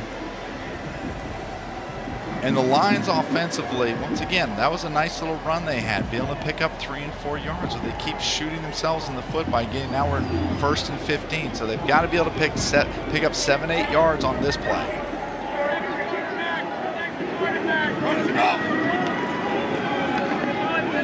In trouble, getting away is Files, and he'll get driven out of bounds. Everybody holding their breath on the Liberty sideline to see if there'd be a flag coming in there, as that was close to the sideline. Definitely thought that was in the late hit category. Tyron Dupree in on the action. Have a look. He's kind of broke down. Breaks down, does a good job scrambling out. And it was a lot worse than that punt coverage penalty. So 2nd and about 16. Juwan Howell in the backfield. They give it to him. Good cut. As he's able to get some positive yardage there. Anthony Butler finally gets him down to the ground. Yeah, these 3rd and longs put you in a situation, if you're the Lions offense, where you start looking into your screen game potentially. Be interested to see if, with a young quarterback in Files, does Liberty try to bring a lot of pressure here, or they've had some success just using their 4-man pressures, but they want to make that blitz to the quarterback. Could put them in a long 4th and long. Well, Chris Willis has to be thrilled. Into the first quarter, scoreless tie. North Alabama feeling pretty good right about now. 3rd and long here as we start the 2nd quarter. Flames hoping that pass rush can get home, with more on a big piece of that Flames pass rush. Let's check in with Emily Austin. Yeah, Matt, Darrell Johnson, a JUCO All-Star transfer from ASA College in Brooklyn, New York. He told me that the JUCO program didn't even have a football field. The team had to pile on a bus, some guys even on the floor of the bus, to make room, and they had to leave an hour early for practice to drive to a field out in Jersey. From the looks of it, things seem a little bit different with the facilities here at Liberty. Yeah, and the food too. He's put on 30 pounds since he got here in the spring. So yeah, he's living the good life right now. He says this is a dream come true. 3rd down, pressure, wrapped up, dropped. Flames get to him as Steven Sings, the freshman defensive end, makes the sack, the first of his young career. Freshman getting involved in the action. You can see Darrell Johnson up top is able to duck underneath, and Sings on a twist, comes over the top, and is able to get the sack. That's the part right. If you only have to rush 4 guys and you can drop 7 and you get to the quarterback, it could be a long afternoon for the Lion offense. He was a guy, defensive line coach Josh Aldridge said, was going to start seeing some more time. There's a few of the young guys that he said we're going to start seeing more and more of. You saw Coach Aldridge with him right there. Great time for punt return right here. Mario Douglas going to take it. He'll have an opportunity. Cuts it up, quickly hit and dropped. Oh, a big hit there as now is Jacob Cummings getting him to the ground. Steven Sings' first sack of his collegiate career, one he'll always remember, as we are scoreless in Lynchburg.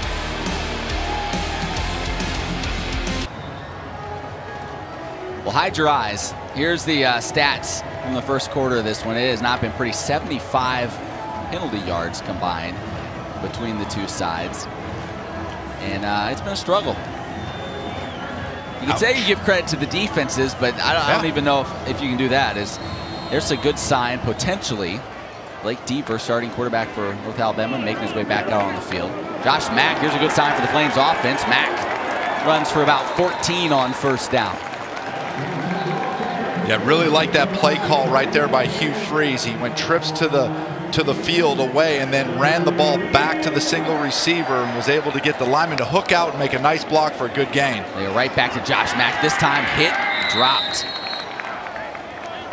Good job by that UNA defense making a play. Maybe Christian Taylor involved in that tackle. Yeah, really like to see Liberty trying to run the football. Like I said, the strength of the Lions defense is their defensive line. Let's go big on big and see what happens. Ferguson gonna hand it off. Mack again. Stutter step, picks up a few, but it's gonna bring up a 3rd and long. Yeah, I think this is a big 3rd and long for the Lions defense right here. To get a 3 and out would be a great play in the game for them to be able to get off the field right away. And the longer, you know this, Joe, they're a big underdog. We all know that. The longer an underdog kind of hangs around, the pressure on the favored team just gets ratcheted up, and you start to feel it more and more. And so far, North Alabama, they're putting that little seed of doubt in Liberty's mind. Ferguson gonna throw it on 3rd and long. Has time in the pocket, delivers a strike, caught for the 1st down. Found his tight end, Jerome Jackson, for a big 3rd down conversion. Jerome Jackson showed nothing but toughness right here. To be able to catch this ball over the middle and knowing that he's going to come into the middle of the Malachi crunch was a great job by him. Back to the ground game. Coming near side is Mack. And he's able to get a couple. That was Wallace Cowens in on the tackle, and that's a guy that Coach Willis raves about. He says this kid could have NFL potential. He spoke so high of him in the interview that we had with Coach Willis, and really thinks that he is the strength of their defense, and a really good job by stringing that thing out and only being able to pick up 3 or 4 yards in a tempo play. Ferguson, lots of time, hangs in, delivers a strike to Yarborough. Now fighting his way for some extra yardage, pushed out of bounds at about the 12. C.J. Yarborough, a big target. Good to see him back out there and healthy, as he can be, I think most people would agree, the best receiver on this Flames squad when everything's right with number 13. Yarborough does such a good job. He's the one that had a ESPN top 10 catch in the first game against Western Kentucky. They're looking his way again. Lots of time, firing. He almost had another one-handed catch there. He was battling a defensive back. Tried to reach up there with the right hand, but unable to pull it in. Yeah, a little surprised he didn't get a pass interference call here. Yarborough was trying to run a post corner. When he came out of his corner route, was grabbed, but ball falls incomplete. Maybe it is a little bit better not to have a penalty and let this thing play itself out. Kamayan Fegan's on the coverage. Are you rooting for more penalties? Is that what I heard there? No more. Yeah. Josh Mack gets down inside the 10. Will bring up 3rd and short. So they're getting Josh Mack going a little bit now. Back-to-back 100-yard games for Mack to start the season. Yeah, exactly what they wanted to do on that play by being able to pull the tight end around and kick out the defensive end. Once again, Josh Mack is a very patient running back. He does a good job of letting things develop, hit it up in the hole, put him into a 3rd and short situation. Very interested to see what the Flames do right here. What do you do in the red zone? Run the football, 3rd and short, or do you go to the passing game? They bring Demario Douglas in motion. They give it to him, and it's blown up. Oh, my. Wallace Cowens absolutely blew that thing up. Wallace Cowens came through the line of scrimmage. I believe he was unblocked. Yes, he was unblocked, and he came through angry and finished that play. He's the cousin of the late Sean Taylor, and I think his cousin would have been proud of the hit he delivered there. Oh, Sean Taylor is smiling down right now. So Alex Barbier in to attempt the field goal. Clangs it off, no good. He doinked it. Well, last week, the red zone was a problem for the Flames. It's a problem again so far today. Wallace Cowens, the big hit, and then the doink off the upright, and we're still scoreless. like Deaver knocked out of this game early. Let's check in with Emily Austin on his situation. Emily? Matt, I just spoke with UNA's training staff, and after that shot to his chin, Deaver received 4 stitches, so they said they're going to keep an eye on him. I said, does that mean he's going back in the game? He said, we'll keep an eye on him. Well, Deaver's had just a heck of a fall. He came down with COVID during fall camp, so he was out of action for, I think, a little more than 10 days, and that actually threw things kind of out of whack for Rhett Files, who's playing quarterback right now, because he was close to him, so he had to miss about 2 weeks. So it's been kind of a mess all the way around this fall as they pick up 3 yards. Ron Thompson on the carry. Yeah, 4 stitches in the chin. Love to see him be able to get back in this game and make a lot of hockey players around the nation very happy. That's right. This toughness. He's on the sideline now. You hope the stitches were the worst of it. 2nd and 7. No score. Are you, like, who could have guessed? Here we are, 9 minutes in the second quarter, and neither team's been able to put a point on the board. Whoa, what a snag coming across the field. And they'll have nice pickup on second down. That was Cortez Hall again. Cortez Hall has had himself a nice ball game already. 4 catches now. Cortez Hall on a drive route right here, and the ball was a little bit behind him and goes up and just stabs it OBJ style and puts him into a 3rd and short. Hall had about 550 receiving yards a season ago. This receiving core for the Lions can play. They can. They can play. And if they can get, Files can settle in or Deavers can be able to come back, they can have a chance to put up some explosive plays in this game. Files going to keep it. Nope, coughed it up. Snagged by the Flames. Coughed it up, recovered. That was actually Parker Driggers they gave the ball to. He puts it on the turf, right into the hands of Emmanuel Dabney.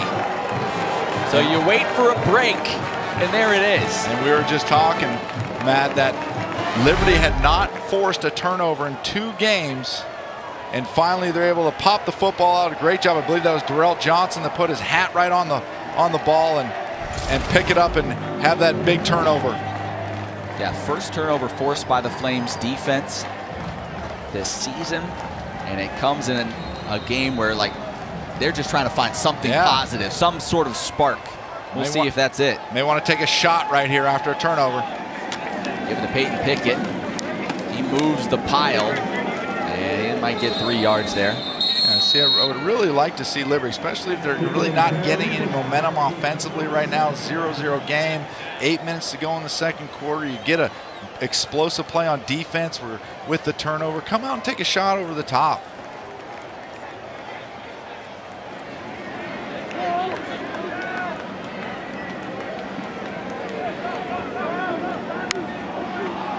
Give it to Pickett again. Breaks through the line, stumbles his way for a Flames first down. Really like the job Liberty's offensive line's done on a few of these run plays. They're able to open up some holes, and believe the run game is made by patient running through the running backs, and both Pickett and Joshua Mack are doing a really good job. They're going to stick with Pickett, give it to him again. There's that patient running you're talking about. Runs into an official on his way as he picks up 9. I think what Hugh Freeze would argue back to me on taking the shot over the top, I think he's angry right now. And he went to his offensive line, he went to his running back, said, we're going to run the football. Stick with it. Pickett stood up, but looks like he may just have enough. And he does. Well, listen, without your running quarterback and Malik Willis in there, a lot falls on these running backs. Right. Running backs coach Bruce Johnson does such a great job with that group. And yeah, you're asking them to really step up and carry the load here today and not put all the pressure on Ferguson to make it happen. I look to him to run to the wide side of the field. Nope, quick. Demario Douglas on the reception, dancing around, down inside the 10, snowed under at about the 7. Yeah, I really like that call. Earlier in the game, they went trips into the boundary and then ran to the wide side with Joshua Mack and hit a nice run. Thought I was going to see that again.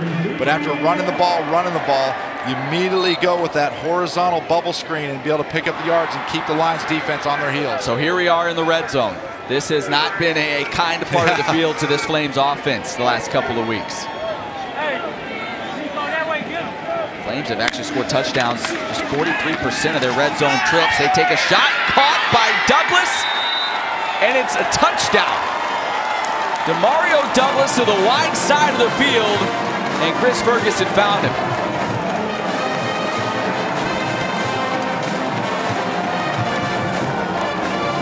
Really nice throw by Chris Ferguson on this play.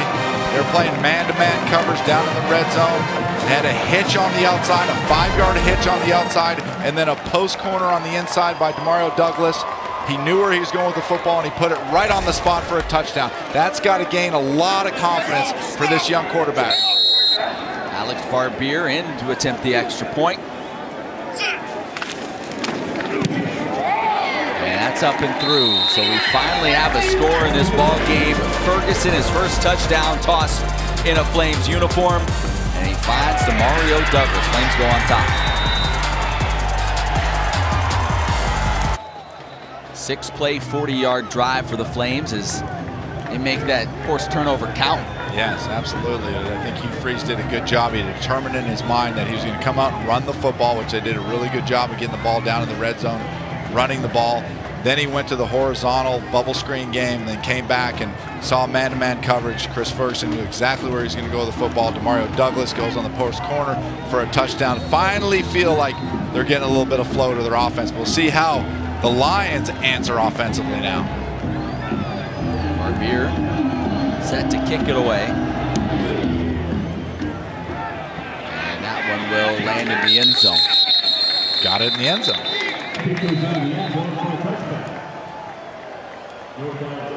North Alabama showing the ability to move the ball at times today. Sure, sure. How do they bounce back now from, you turn it over, you feel like, oh man, we put our defense in a tough spot. Yeah. How does this offense now mentally respond as they make their way back out on the field? Brett Files, I was going to say, still in there at quarterback. Yeah, I think first and foremost, they got to grind out a few first downs. They got to win. They got to win on first down to put themselves in the second medium and second and short, and not get behind the chains and get some first downs, and then hopefully hit a big play downfield. Good slant caught, first down, as that was Jacoby Byrd making the snag. Byrd led North Alabama in receptions each of the last 2 seasons. Yeah, really like Files' read on that play. An RPO right there, run pass option. He read the inside backer. Inside backer got sucked up into the run game, threw it right behind his ear. He's going to throw it again, although pressure coming, he throws it out of bounds as he is dropped. And a flag comes in.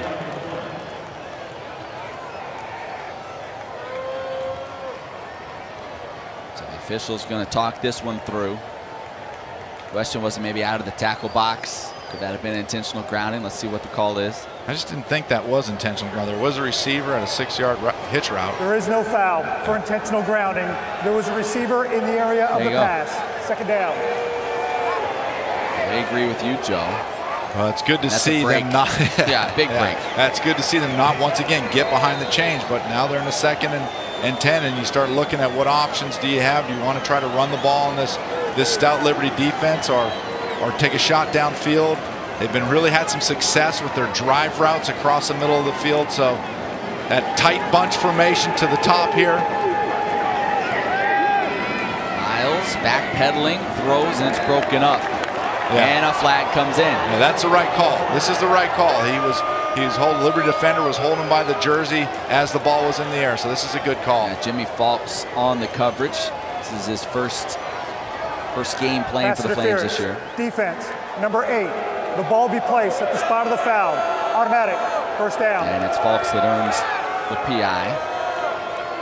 There's number 54. This is Udonis Haslem. Say, well, that name sounds kind of, yeah, he's the son of Udonis Haslem. The Miami Heat player, has been there for like 14 years, is in the bubble right now, still playing in the NBA Finals. So here's a look at his son, big kid, transfer from Toledo. Haslem's still playing for the Heat. He is. I did not know that. I think it's almost more of a player-coach kind of deal, but still making an impact in that. He's like, forget Dwayne Wade. Udonis Haslem is the face of that organization. He's been around there forever. Timeout, North Alabama. Their second timeout of the half. UNA will use their second timeout. We'll take one as well. Liberty leading 7-0 midway through the second quarter. Tight ball game here in Lynchburg between Liberty and North Alabama. We've talked a lot about the playmakers for this Lions offense. Take a look at the career numbers for these 4 receivers, all redshirt juniors. And they have put up some numbers in their career. And Coach Willis saying, you know what, they all do something a little different. They all bring something different to the table, their skill set. You know, so it's really a perfect group for your offense. They can all, beat a defense in a different way, and we've seen some of that here today. Cortez Hall especially has had himself a good afternoon. And they're nearing midfield thanks to that pass interference penalty. Files looking downfield, going to take a shot, has a man wide open, underthrown, but caught inside the 20, inside the 10, and bumped out of bounds. There's Andre Little. One of those 4 we just talked about got behind the defense, and suddenly the Lions are knocking on the door. Yeah, real nice job by Files. He's able to sit back there. He comes to his second read, gets a little stutter and go on the outside, gets behind the defender. If he throws that out there a little further, it's a touchdown. But I'll tell you this much, that's a confidence builder for him and being able to move the football. Doing a really good job in this drive. Little got behind Jimmy Falks. And now UNA with a chance to punch this thing in. Ron Thompson in the backfield. The keeper straight ahead for a short pickup. And I think that may have been Parker Driggers on the carry. It was.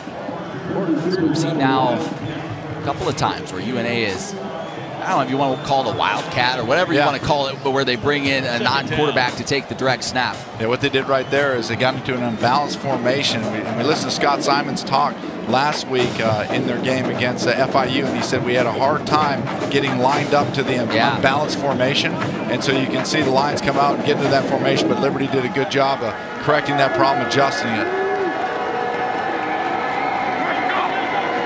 Files has some time, fires, and that was low, incomplete, as Dexter Boykin tried to pick it off the turf, and it'll bring up 3rd and goal. Really good job by the Liberty secondary on that play. They tried to slip the back out of the backfield on a wheel route, and the outside backer did a good job picking it up and covering it, which allowed Files to have to step outside the pocket and then throw an incomplete pass. So good job by Liberty's defense, and especially their secondary on that play. 3rd goal from the 5. North Alabama with a chance to knot this game up.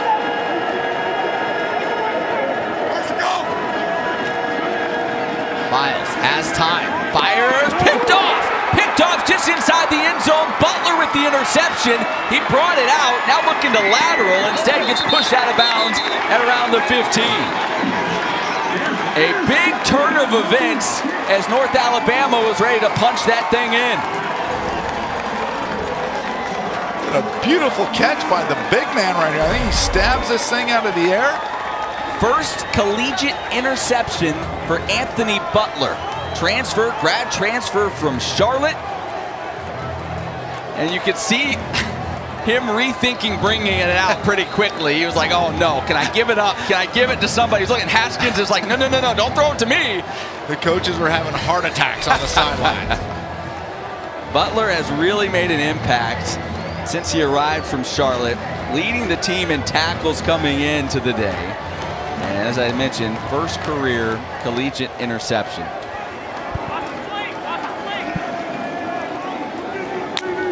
Flames forcing 2 turnovers already today after not forcing one for the first 2 ball games. Josh Mack running it on 1st down. Now if you're Liberty, you think, all right, can we use the rest of this 3:40 on the clock, drive down, get a score right going into the locker room at halftime? Yeah, if the Lions ever needed to stop, they need it now, because it's such a margin of error is so small in this game. You think about this, Matt, if they would have thrown that long ball just a little bit deeper, it's a touchdown. Instead, it ends up being a turnover. Liberty a chance to put more points on the board. Ferguson gonna throw, stands in, fires. Did he short hop his receiver? And they're calling it a catch right now. That's C.J. Daniels. First reception in his collegiate career. Let's take a look, see if he got it. This could be an upon further review situation. Take a look.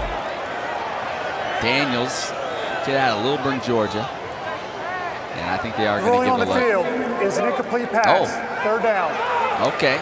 So that was quick. So they'd already spotted the football, and somebody came in and overruled. See if this angle tells us. Yep, that's the right call. So Daniels will have to wait for that reception.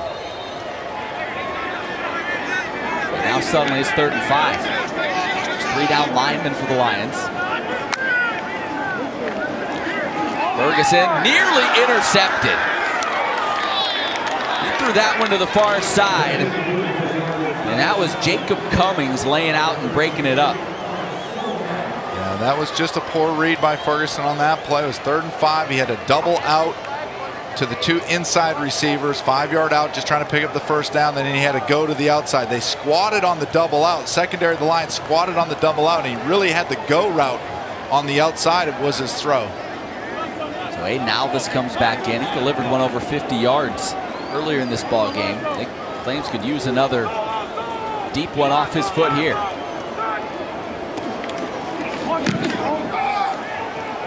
Not as long this time. Spiraling kick. Fair catch called for and taken by Jack Peavy. And North Alabama will have good field position. So despite the turnover, big stop. All they've been through here, their last couple offensive possessions, here they are near midfield.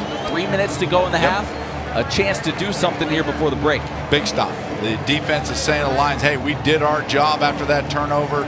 Now you got the football back in your hands with 3 minutes to go. Let's see if they can put a drive together and get some points on the board. North Alabama is outgaining Liberty right now. Yep. 133 to 131. Not many people would have expected, the stat sheet to look that way here at this point in the ballgame. They're doing a really good job just sort of plodding along, but if they're able to just eliminate some of the mistakes, they could be right here with a chance to tie this ball game up. Short pass and a loss on the play as they went to Cortez Hall, who was quickly wrapped up and dropped Aaron Pierre in there on the tackle. And once again, getting behind the chains in 2nd down. You have to start taking some shots vertically. Doesn't give them much of an option in the run game in the 2nd and longs with under 3 minutes to go in the half. Now remember, North Alabama also only has 1 timeout left. Howell in the backfield after that loss of 4. And no rush. Play clock down to 5. Handoff. Howell cuts it back. Runs into Javon Scruggs. And he'll get back all that yardage they lost, maybe a couple extra. Timeout. Liberty. Right now, Liberty takes the timeout. They're thinking, all right, let's see if we can save a little time on the clock. Got him in 3rd and long, get the ball back and do something ourselves. So it really puts you in a difficult situation by trying to run that little tunnel screen they did on 1st down. And Pierre makes a really nice play to tackle him for a loss, and a little surprised that they ran the football there, but able to pick up a few yards. What I really like about Javon Scruggs is his ability to come up and tackle. Now you look at running backs, good running backs always fall forward. They're always falling forward for that extra couple yards. When Javon Scruggs tackles you, he doesn't allow you, very often doesn't allow you to fall forward. He's an outstanding tackler. Big 3rd down coming up for this UNA offense. This was a group last year that faced some adversity. They're not used to losing much around these parts. We touched on that. First losing season last year since 2002. So you think, oh boy, big stage here, playing Liberty, how they react. I mean, this is a group, especially in the coaching staff, the success is ingrained in them. That's what they're used to, no matter the stage. And they have been right there with the Flames all day long. Great culture of winning football at North Alabama. Coach Willis has a national championship under his belt, so expectations are always going to be high. Football in North Alabama. Miles has the time, delivers a strike to his running back Howell. He has the 1st down. Can he get out of bounds? He does. Good patience by Files as he worked through his progression, found the running back, and then Howell able to get the yardage, and maybe just as importantly, or not quite, but gets out of bounds as well. Yeah, really nice job by Files right there. They had 2 verticals, actually had 3 verticals, 2 to the front side, 1 to the back side. He went through his progressions, hit the drag route on the crosser for a first down. Really nice job. Like you said, Matt, just working through his progressions. You really see him starting to settle in right now. Now the clock runs once they get it spotted, so it is ticking right now, and we're under 2 to go. Handoff. Howell looking for some room, tries to cut it back, and he's taken down. That was Austin Lewis who got him with one arm and was able to drag him to the turf. 1:30, under 1:30 to go in this game, and the clock running at North Alabama. I'm in attack mode. We're playing Liberty University, huge underdogs, only down 7 points. You got the ball on their side of the field. Let's hurry up. Let's get this thing going. You can see there's kind of that internal struggle. Like, we want to attack, but we've also turned it over the last possessions. We don't want to make a mistake that costs us here late and puts us behind 2 scores. But yeah, I'm with you. It's time to go. Pass caught, and that's close to a first down as Dexter Boykin with reception. Hey, when you're a big underdog, you got to make plays. You got to make plays. They're a big underdog, and they're fighting. The defense is fighting and scrapping and clawing. So offensively, these guys need to step up and make some plays and be in attack mode. They got the spot they needed, so a first down, but the clock continuing to tick down to 50 seconds. Not a lot of urgency.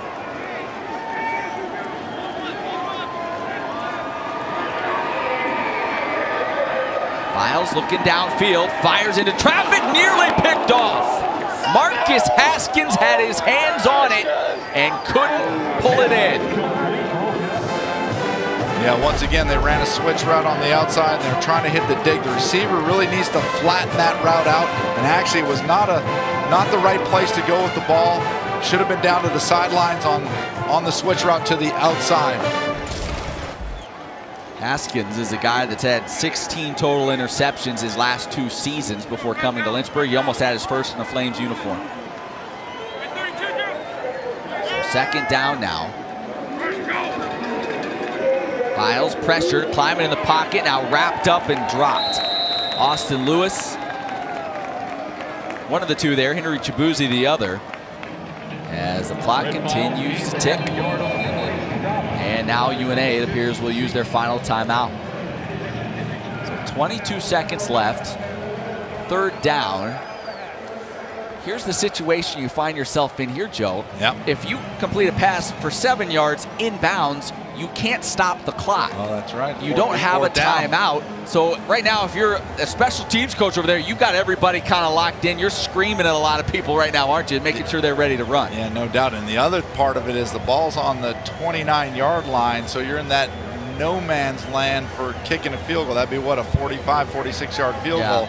So it's a tough call. But like you said, you got the special teams coach. You got that field goal unit ready to sprint out there in case they do get tackled in bounds. If you're wondering about field goal opportunity, Joe Gurley last year had a long of 48. He and Sam Contorno are supposed to be kind of splitting the kicking duties. I would imagine at a distance like this, Gurley would be the guy that they would call on. Oh yeah, he's got a 14 to 17, got a 48-yard on his belt. Punting and kicking, like he was doing it all last year. So he is a talented kid, but this is a big play to say the least. 3rd and 9. Can't take a sack, and that's exactly what they do. Shooting his way through was Butler, and what a day he's having. The interception earlier, and now a big sack. UNA scrambling to get the field goal unit on. This will be about a 57-yarder. Good. Uh-oh. Flag down, ball loose, chaos ensues.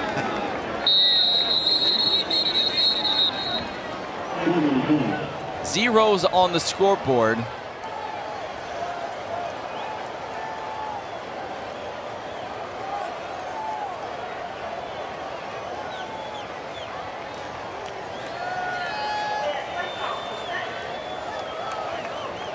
I think we're just going to get a penalty on the lines, decline it, and take it to the house. Might be best for everybody. Just to take it to the house.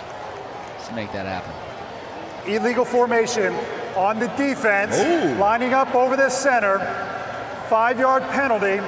We will have an untimed down. Ooh. Replay the down. Well, Legit so a shot big at it break, now. and that look on Freese's face, it may be a smile. I can tell you it will not be a smile when he talks with his fellas when he gets to the locker room. Once again, that's a tough penalty, but technically, he did shift and line up over top of the center, which you're not allowed to do. So now it'll be a 51-yarder, still longer than any kick we've seen made from Joe Gurley here in a UNA uniform, but certainly a lot closer to makeable for him.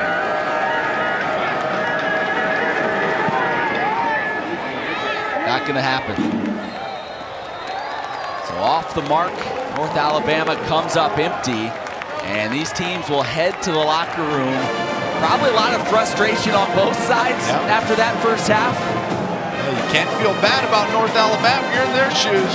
I mean, they're in a 7-0 ball game. Defense is playing great. Threw an interception in the red zone, so head coach has got good things to say about them. If you're on the Liberty side, Hugh Freeze, woo, you better keep your britches up because you're about ready to get a chewing. 7-0 at the break. What had been an explosive Flames offense held in check here for the most part today. And Emily Austin is standing by with you, Freeze. Coach, a couple big plays from Anthony Butler. What can you say about, and how much credit can you give your defense for staying in this game? Defense played well, other than a couple of RPOs that we didn't cover, but and a shot play they took. Defense played very well, and happy with that. Offense is a whole nother story. What can you say about the slow start? Can you give us a reason for, is your offense just not clicking, or what can you say about the slow start? It definitely is not clicking, and we got to get in and get it fixed for sure. All right, best of luck in the second half. Yeah, I don't think I'd want to be in that Flames locker room. Hugh Freeze not too pleased. They did force a couple of turnovers. They're able to manage just one touchdown in the first half. We'll have highlights and analysis coming up from our studio after this. Welcome back to Lynchburg, Virginia, where the Flames are currently leading by a score of 7-0 here at the half, as we welcome you back inside the studios. And guys, before we get into the first half highlights, I really want to touch on, in the pregame show, we were talking about predictions. One of you said a 50-plus spot. I believe, Des, that was you. Pat, you're saying the Flames are going to put up 49. End of the first quarter, I think you can start tearing those predictions to shreds. Well, I'm upset, and I think one thing that is standing out pretty clearly is I need to have a serious word with my resource in Vegas. The spread on this thing, it's been pretty ugly, but I'm definitely going to have to give my guy in Vegas a call. This has been bad. All right, let's take a look here at the first half highlights in this game. And overall, a pretty sloppy contest between both sides, but Liberty being able to get pressure on the quarterback. Yeah, I mean, that's really what's kind of keeping them right now in the lead, albeit a very small lead. They've been able to get in. You see earlier in the game, they knocked out Deaver, which is clearly impacting this offense a little bit. But, you know, the defense has really been able to come up big when they needed it. 4 sacks. They've got an interception in the red zone, and they've recovered a fumble. I would hate to see what was going on had Liberty not come up with some of these sacks. But defense is definitely keeping them in it. Offense probably needs to get something going. In the red zone again, Des, I wouldn't say Liberty's using trick plays, but plays that are a little bit cute. It backfired there, and then unfortunately the special teams woes continue. The special teams woes definitely continue this week. To have a drive that you're working hard for, and you get all the way down into the red zone just to see it sputter and not get any points. But they did turn around, as you see here on the touchdown pass there, to Douglas. They had a nice flag concept there where Douglas runs the corner route, gets open, and it was a nice pass from Ferguson. So they need to see more of that in the second half, and they need to finish off these drives. How much of a confidence booster was that for Ferguson, Pat? I mean, that's a big-time throw right there. He gets man-to-man coverage. Anytime that you can throw a dime like that, put it right on your receiver, that's got to get you going a little bit. He's 9 of 15 right now, but going into the locker room, he's going to want to remember that throw and kind of lean on that in the second half. I mean, he's got to get something that gives him a spark, and that could be it. Looked like the Lions were going to get on the board, but then Butler came through a huge pick. And really, that was a tough play. Like, that was a rocket right down the middle. He gets the hand up there, swats it down. Then you could see in his mind, he was like, uh-oh, I shouldn't have left the end zone, but he got away with it. Yeah, to quote Ron Burgundy, he intercepted that pass and thought, I immediately regret this decision running out of the end zone there. But incredible play, getting that big paw up there. It really kept Liberty in this thing right now. Offensive woes, Pat, are they an issue where it's a lack of focus or just not executing? I would definitely think it's a lack of execution, and we also have to maybe blame it a little bit on the play calling down in the red zone. We'll see if they can correct that here in the second half. Well, make sure you stay with us. When we come back, we'll take a look at the stats so far, and we'll take a look at Chris Ferguson's performance in this game. We'll be right back.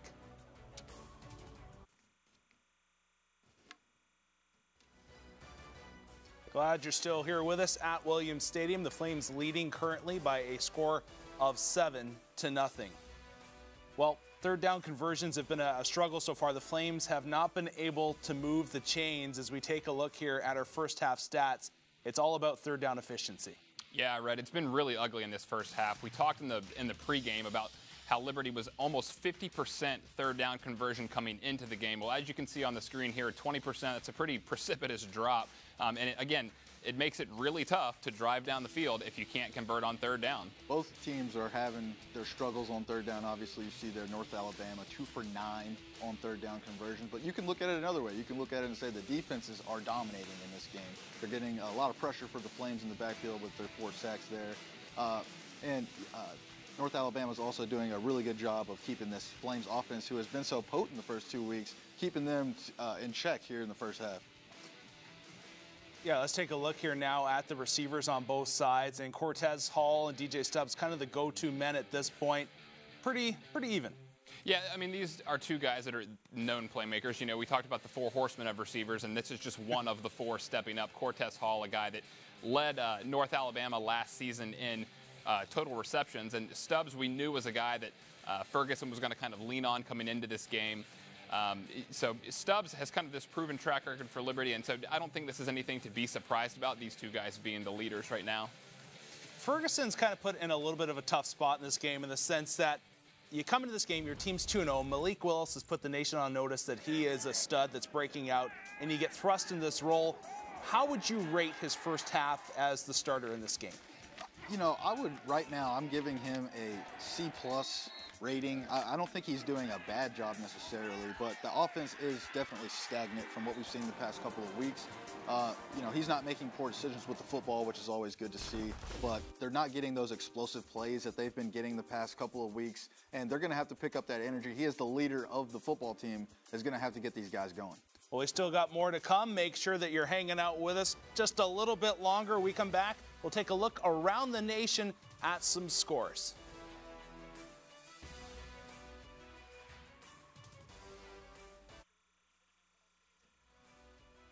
Welcome back to Liberty Mountain, where the score is currently 7-0 in favor of LU. Bit of a sloppy first 2 quarters of action, and the Flames will look to clean things up as they head into the second half. Well, multiple games starting at noon today. We'll take a look at some scores from around the nation. The Wolfpack in action, WVU in there as well. And we've got some close contests, guys. Yeah, you can look up there and you see, we've got the Florida Gamecock game. That one's not close at all. However, there are some good competitions that we have going on right now. One of the surprising scores that I see is TCU beating Texas. The question frequently comes up, is Texas back? The answer here is probably no, but that's one score that definitely stands out to me. No, what stands out to me there is the Coastal Carolina-Arkansas State game. Obviously, the Flames will have Coastal later on this season. Coastal is up 31-14 on Arkansas State. Well, once again, 7-0 the score here at LU. When we come back, Matt Warner, Joe Yock with the call at the start of the third quarter. About set to start the second half of play. Liberty on top of North Alabama 7-0. The Flames will receive the kick to start the second half. It is a short one, angled near side. And fair catch called for and taken by the Flames. Just a moment ago, our Emily Austin caught up with North Alabama head coach Chris Willis. Coach, you talked about using this first game to find your identity and who this team is. After 30 minutes of play, what can you say? Well, I'm proud of my guys. I've got some true freshmen playing out here today. We're with our, backup quarterback going. I've only traveled 3. I don't know if our other guys going to be able to return. Man, I'm proud of us. I mean, it's a win today because we get to play football, and this is something we've been waiting on. And then hanging in here with, an FBS program like this for one half of football, and then I look out there and, a turnover here, set up one score, and then we didn't punch it in on the other end. It could be a different game. It could be tied. You know, so we're here. We just got to continue to do that in the second half. Don't falter. Keep the game in check to where maybe by the fourth quarter we might have a chance to pull this thing off. Yeah, great attitude, and he's absolutely right. Like they're right in this thing, and yeah, one poor pass away from possibly being tied up at 7-all. Yeah, love his attitude, love his perspective on his football team, and we talked earlier, if that one long ball would have been a little bit further, that would have been a walk-in touchdown, but instead turned into a turnover. So they're right there. Chris Ferguson fires far side, broken up. Intended target was Kevin Shaw, and it'll bring up 3rd and short. We also got a little bonus info there from Chris Willis when he was talking about Blake Deaver, saying still not sure if he's going to be able to come back. Right. Starting quarterback took a shot to the chin, got some stitches, and have not seen him since early in this ballgame. Would really like to see Deavers come back in the football game. He was doing some good things and just didn't get much of a chance. So 3rd down now for the Flames. Josh Mack able to pick up the 1st down yardage before he's wrapped up and dropped. Tyree Fields on the tackle. Yeah, you saw after Liberty got the one turnover that led to a score, they really committed themselves to running the football. So I see Hugh Freeze doing that to start the second half more. Mack will remain in the ball game. He has 49 yards on 9 carries. He's won a 3rd straight 100-yard day. This will help. Straight up the middle, inside the 30. Finally chased down and drugged down inside the 15 of North Alabama. So you get 4, you get 5, you get 3, bang, you break off a big one. Great job by the offensive line. You look big 65, mash the middle linebacker down, opens up a wide hole like a Mack for the Mack truck. All the way down. Great run, great job by the offensive line. Yeah, Thomas Sargent able to help clear the path. Now they swing it too tall for the intended target, DJ Stubbs. Chris Ferguson still has really never looked in sync today. 9 of 17 now. Make that 9 of 17 throwing the football today. He threw a really nice ball on the touchdown, but right there, when you have a long run like that, Matt, and then you want to go into your horizontal pass game, you got to be able to put the ball in the money, get the hands into your playmaker, get the ball in the hands of your playmaker, and let him go.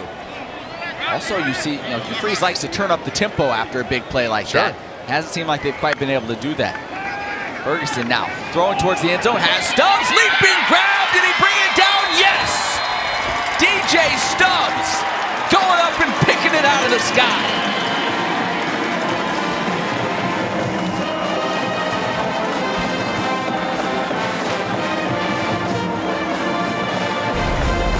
Really nice play by Stubbs.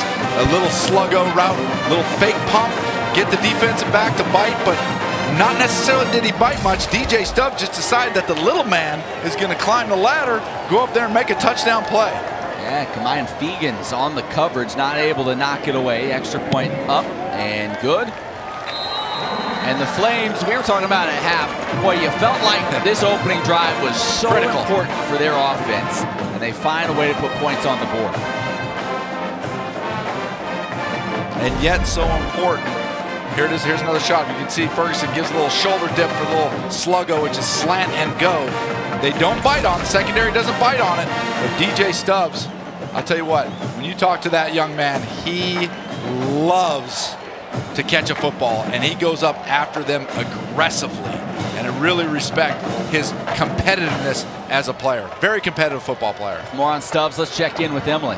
Guys, you can tell the confidence that DJ Stubbs has in Chris Ferguson. He said all 3 of these quarterbacks are excellent leaders. Each of them bring different skills to the table. Whoever is in there Saturday, you don't have to worry because I know they are ready and up for the task, and they'll do whatever they have to do to help us win. Second TD toss of the day for Ferguson.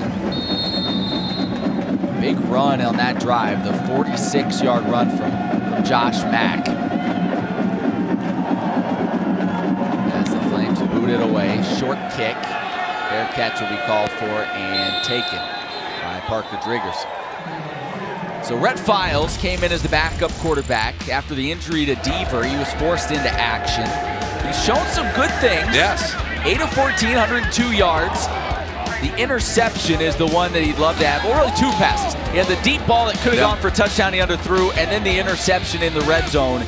Those are the 2 that if he could have those back, this could be a much different ball game. Yeah, Yeah, you see, he's done a really good job. He's had, like you said, he's had flashes of really good play. Even on that play, that was a second read right there. He saw his eyes go to his first read, come back to the second read, and was able to hit downfield. So if we can just clean up the turnovers, he's doing a good job. Start things on the ground. A handoff to Thompson. He's quickly dropped. It's Amari Jenkins on the tackle.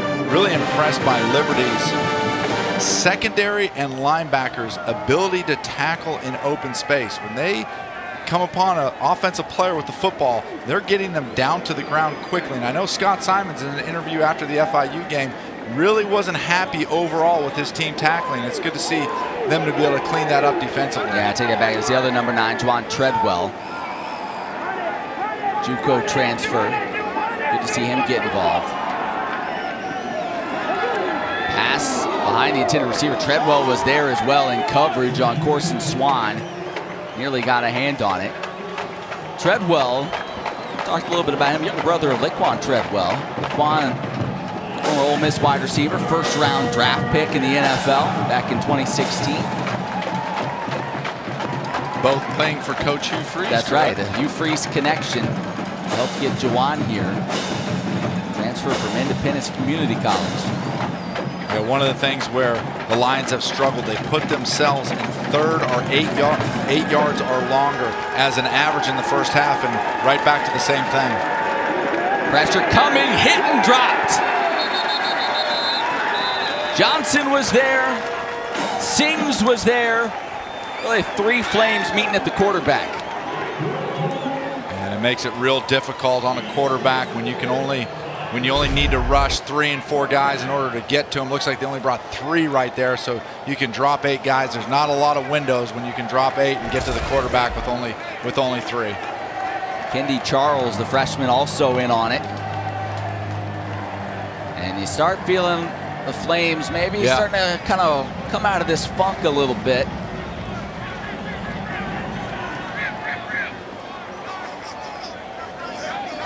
Joe Gurley in to boot it away. This will be returnable for Demario Douglas. Hesitation, now has some room, spin here near side, and he'll fight his way up to the 49. This Liberty defense pitching a shutout so far today, and that pass rush has been fantastic. 5 sacks on the day. Trust has supported Liberty University for over 3 decades. When many were skeptical of Liberty's vision, our founder, Worth Harris Carter Jr., understood the vision and saw its potential. His instincts were correct. Liberty University has become a regional economic engine. We continue Mr. Carter's legacy by working with determined visionaries to transform potentials into realities every day. As with Liberty University, Carter Bank & Trust is proud of the past, focused on the future. Only a few generations have been granted the role of defending freedom in its hour of maximum danger. I do not shrink from this responsibility. I welcome it. The energy, the faith, the devotion which we bring to this endeavor will light our country and all who serve it. And the glow from that fire can truly light the world. Today tastes like a home game, like a huddle. Tastes like we're bringing the heat, and like a front row seat.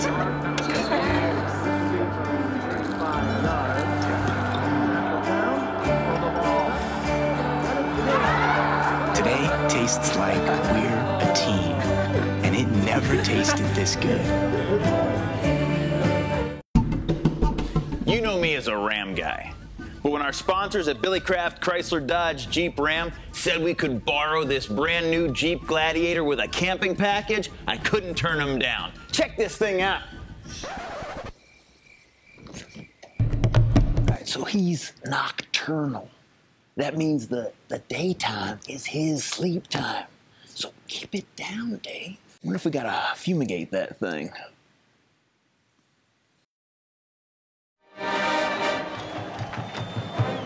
We talked a lot about Chris Ferguson at the start of this ball game, the experience he brought with him.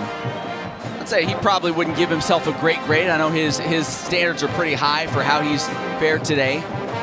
But he hasn't made the big mistake, so that's been critical. Hasn't turned the football over, and you saw on that last drive, maybe he's starting to kind of settle in a bit. And he's done two things. You can say, Chris, you've done these two things very well, and that is throw the ball well in the red zone. Yeah. Had the pass to Mario Douglas for a touchdown, had the pass to DJ Stubbs for a touchdown. So that is definitely a big, those are scoring plays. So pull it out here. Oh, my! He got worked. Hit around the face. He's asking for a flag. That was Christian Taylor that came flying in.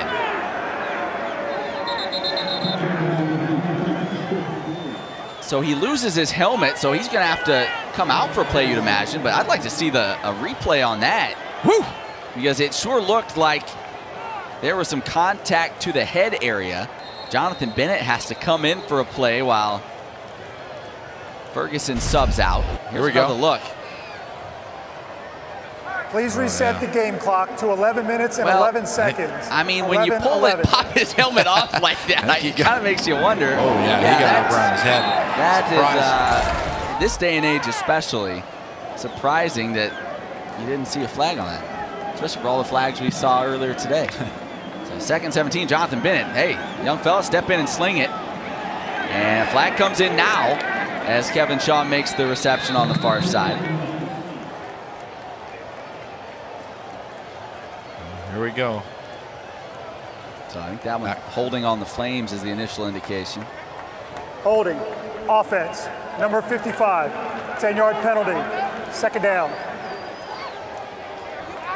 And Jonathan Bennett comes fresh off the bench. Yeah. Okay, he throws the out to Shaw. Clock to 10 minutes and 54 seconds. He throws the out to Shaw. He had DJ Stubbs down the sideline. It would have been about a 50-yard throw, but he had him wide open. But again, Hugh Freeze comes out of the guy straight off the bench and says, go ahead and sling it. Yeah. So Ferguson back in there now. Hand off to Pickett. Picks up some positive yardage, but it'll be 3rd and still a long ways to go. Shedro Lewis, I believe that's Shedro Lewis coming into the game at running back. He is obviously an explosive player. Look potentially to see him on a wheel route, something downfield, a screen right here. Liberty hasn't run a lot of screens this year, so might want to see him mix it up with a screen on this 3rd and long. Ferguson throws it out, caught by Stubbs. Hit, trying to spin back, keep his feet going the wrong direction, and finally dropped. KJ Smith couldn't get him down the first time. He did the 2nd time.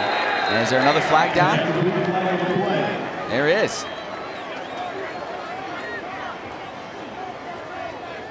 If this is unnecessary roughness or something like that, an automatic 1st down, Coach Willis might lose it. The down counts after the play was over.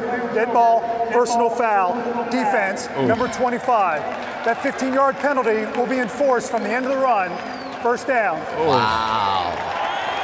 Ouch. That is a killer. 25, that's Christian Taylor, who had the sack on Ferguson just a couple of plays ago. Oh, you hate to see that. They did such a great job, had him pushed way back and ready to get the football back, and automatic 1st down. It's tough. That's tough.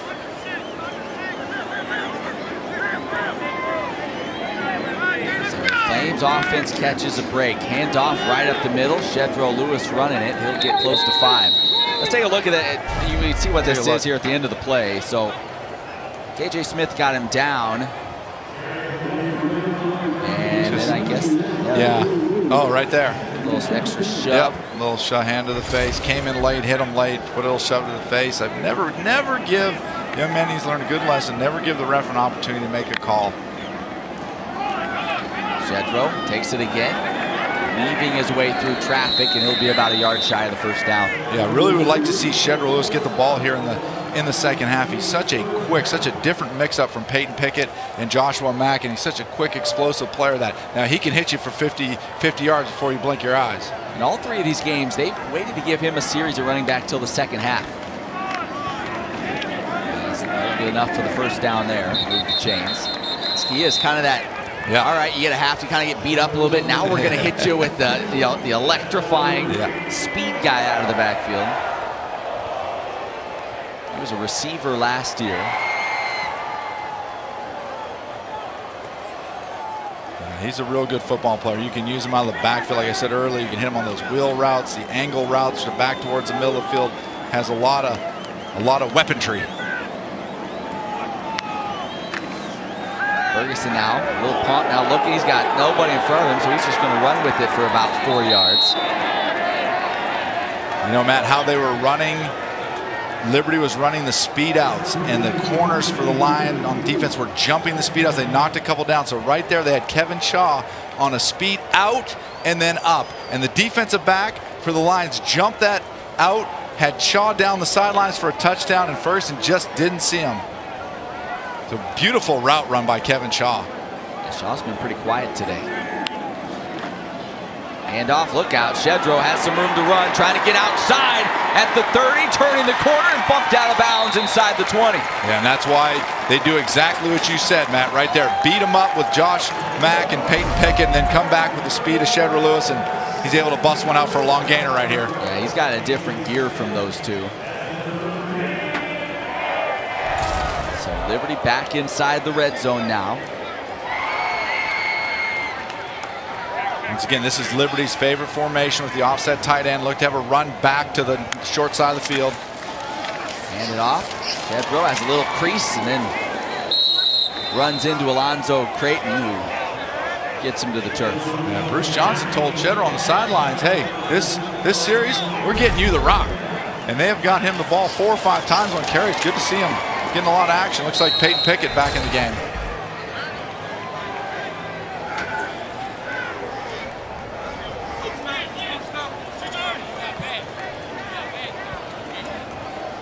Brody Brum in there at one receiver. C.J. Daniels the other. They're looking for Brum, and he threw it at his feet. Yeah, Chris just missed that throw. They had Brum on a slant right there. He may have saw the backer, which might have been a good decision. The backer may have expanded underneath the slant. He thought it was in the passing lane, so he decided to throw it lower down towards his feet. So looks like an incompletion, but may end up just being to live to play the next play. Liberty been very good in the red zone, throwing the football. Let's see if they go back to it. Well, they hand it off to Pickett. Turn it on. The Jets trying to get to the end zone. Instead, bumped out at about the 4. A nice run. Some elusive there. He cut that thing back. You think of Pickett as just a straight ahead guy, but showed you the ability to turn it back. Yeah, we noticed that from last year to this year, that Pickett's speed has really picked up. Now, here's what I'd like to see Liberty do. The ball's on the 4-yard line in the red zone. Run the football in. Run the football. Let those big offensive linemen earn their keep and run the football in the end zone. Give it back to Pickett. Lowers the shoulder and gets a couple. And then yet at the same time, this is a great opportunity for the line, the strength of their team, which is their defensive line, to bow their neck down on the 2-yard line here and see if they can get a stop. Pickett had a touchdown run against FIU last week. We got Michael Bollinger in there. And this is definitely Liberty's beef package, but looks like Lions put in their big package also.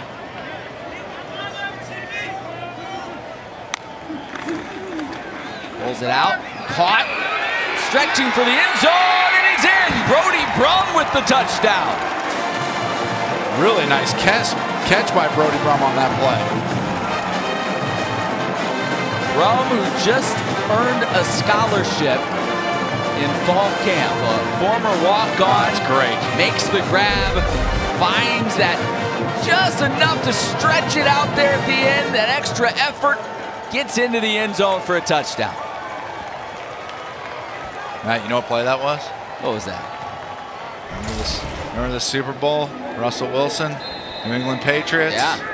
Down there, that was that play. Worked a little better for the Flames. Worked a little better for the Flames than it did for the Seahawks. First career touchdown reception for Brody Brum.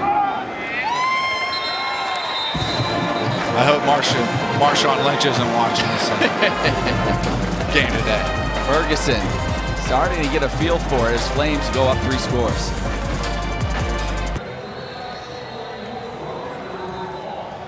Flames on top 21-0. Couple of scores here in the second half as you take a look at the scoring drive, capped off by the Brody Brum TD reception. Now, Chris Ferguson, we say, yeah, you know, it hasn't felt like he's really just had it clicking yet. It's not. Well, he has 3 touchdowns. Yeah. I mean, he's only thrown for 64 yards, which seems like that's wrong. That's hard to do. I mean, he's completed 12 passes, only 64 yards, but 3 touchdowns when he's got down the red zone, aside from the first time, has been pretty good. Yeah. I think if you look at, if you were to tell Chris this morning when he woke up, say, hey, with 5 minutes to go in the third quarter, you have 3 touchdown passes. Would you take that? And he'd say, yes, I would take that. That dropped, picked up, and then taking a shot there was Parker Driggers. So now you're in a hole if you're UNA. It's crunch now time. it's like, all right, what do you have? Like, pull it all out at this point. 3-score ball game. Let's take some chances, take some shots. Yeah, take some shots down the field. They've had some success first half with a little out and up move that got them some big yardage. So, but you got to expect Liberty's 5-yard penalty from the previous spot, and we will re-kick. Kickoff penalty. Wow. Well, it's the old kickoff penalty. We've seen a few today on both sides. Yeah, there's a lot of cleaning up to do on both sides from the flag standpoint. I'll tell you what, though, Matt, it is a beautiful fall day in Lynchburg, Virginia, and there is nothing better than the smell of fresh cut field turf. Okay. I thought I saw you. I thought I saw you down sniffing it before the game. You know, just getting a big breathe it in. Yeah, it's the best. It's the best fall football. Can't beat it. No, it is absolutely perfect day though for some football. You know, a lot of folks wish they could pack this stadium out right now, but for all of you that are at home watching, we appreciate you joining us again this week. Taken at the 10-yard line, angling the far side is KJ Johnson. Wrapped up and dropped as he crossed the 30. KJ Smith, rather, I should say. Well, those are special teams coach in the film room next week is going to go crazy because they had the ball trapped down on the 13-yard line, have a bad penalty on a kickoff, and give them the ball now on the 33-yard line. So those are the mistakes you have to clean up special teams when you start having that less margin of error to win football games.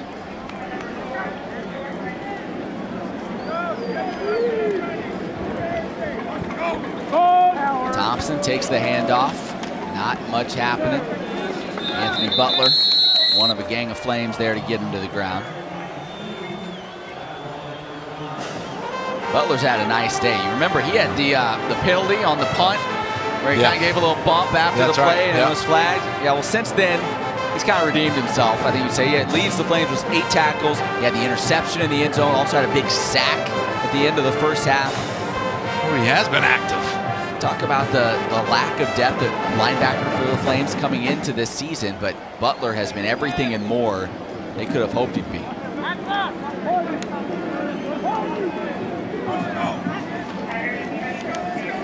Time in the pocket. Whoa! That was Ron Thompson just ducked. And I think that was Tyron Dupree that went just flying right over the top of him. He had him all squared up, ready to make a big hit, and 5'6" Ron Thompson just disappeared on it. Yeah, this was a rush 3, drop 8, but this time, Lions offensive line did a good job of protecting the quarterback, and now you have those completions will put you in a 3rd and 2. Much of a more higher opportunity, higher percentage-wise to be able to convert this into a first down. So Wildcat look. Yeah, and that's Driggers again, breaks through, and he was one broken tackle away from taking that a long way. Parker Driggers, the redshirt freshman. Here's a little stat for you, Joe. Give it to me. Give it to me. He was the Alabama Class 1A 100-meter state champ last year, or in 2019, I should say. He was also the shot put state champ. What? You don't get that combo a whole lot. I mean, speed and strength. Parker Driggers out of Brantley, Alabama. I've never heard of that before. That is a rare combo. Shot put is for a big man. Speed is for a little man. the combination is rare. It is rare. He's got it. Files hands it off. Nice run. Nice pickup by Ron Thompson. Yeah, good hard run by Ron Thompson right there. Be able to turn his back and keep his legs churning, moving forward. And looks like we may have another North Alabama injury. Another offensive lineman is down. As that appears like that's Noah Stern. We'll step aside while they take a look at the UNA big man.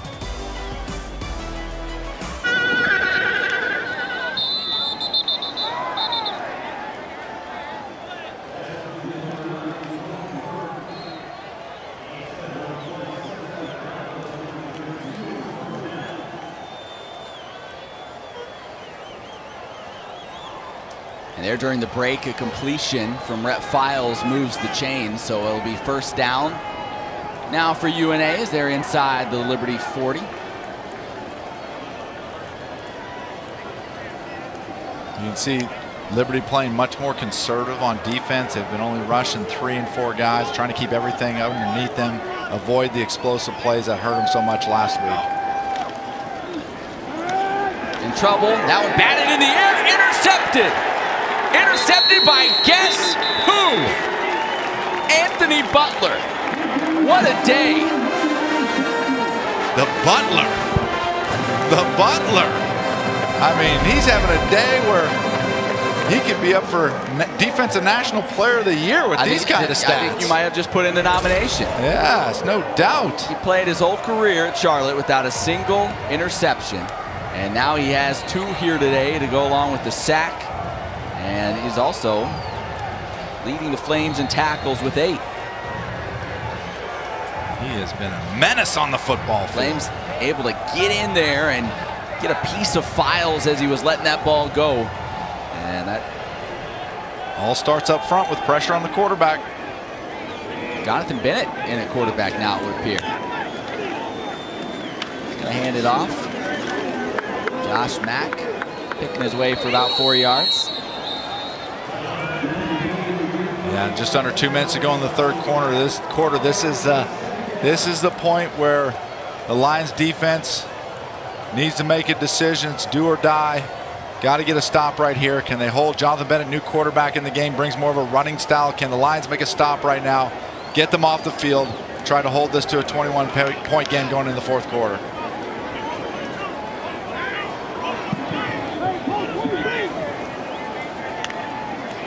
Bennett hands it to Mack.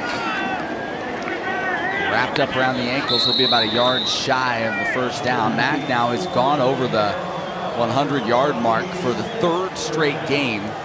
According to Liberty's notes, first Flame with 3 straight 100-yard games to begin a season since Eugene Goodman in 2004. Good enough for the first down there. So I thought you were going to say our very own Des Rice. No, sorry, Des. But we don't get many Eugene Goodman, opportunities to throw him some love. So Eugene Goodman's a good player. More on Josh Mack. Let's check in with Emily. Matt, I think it's really because the game is really slowing down for Josh Mack. He told me, I think the game is coming slower, but that has to do with the amount of knowledge I'm gaining. I'm studying and learning the game more from Coach Bruce Johnson and Sam Gregg. The more they're giving me, the more I can put in my toolbox.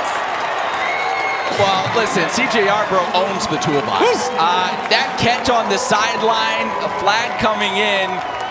So he just made that catch through pass interference. Look to get his foot down. Pass interference, defense, number 23.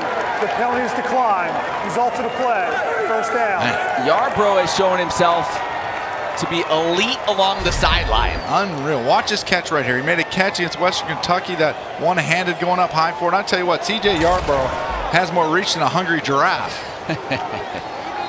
We haven't seen a lot of CJ today. I was wondering if he was okay. He hadn't been in the ball game a whole lot of late as Mack bouncing outside. Now powering through the tackle inside the 15 down to the 11.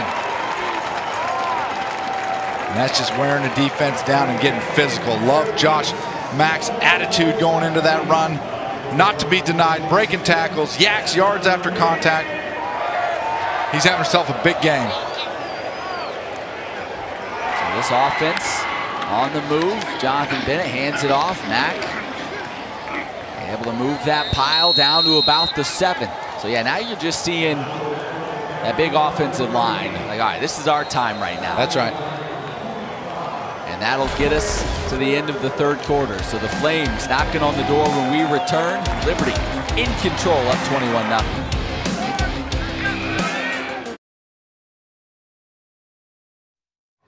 That's great. 21-0, Liberty on top. It hasn't been the prettiest of games today, but they found a way to get it done. Take a look at a game recap. Chris Ferguson got the start for the Flames at quarterback.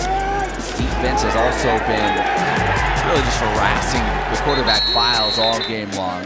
They've 7 tackles for loss. Ferguson, 3 touchdown tosses. That one to Demario Douglas. Couple of interceptions. Butler also with the sack as Flames getting it done today. Now the handoff. Not much happening on that carry for Josh Mack. Joshua Mack carries for goal situation from about the 5, 3rd and goal. Yeah, I really like the enthusiasm on that defensive stop by the lines that coming out into the 4th quarter. They got some pride in them. They want to be able to make this red zone stop, keep them from scoring a touchdown. They can probably get a back shoulder fade down here. Bennett rolling out, has the tight end Barrett, and he walks in for the score. Simple pitch and catch to Chris Barrett. Takes it in for the touchdown, and the Flames add to their advantage. That was really nice. If they had a C.J. Yarbrough on the outside, did run the back shoulder fade, but it really wasn't there. But they bring the second option, dragging the tight end across the formation. Just a simple backyard pitch and catch, like you said. Touchdown Flames. Look, that's the first touchdown reception for Chris Barrett in a Flames uniform. Extra point up and good. Liberty's offense starting to find some rhythm. Jonathan Bennett showing you something as well coming off the bench.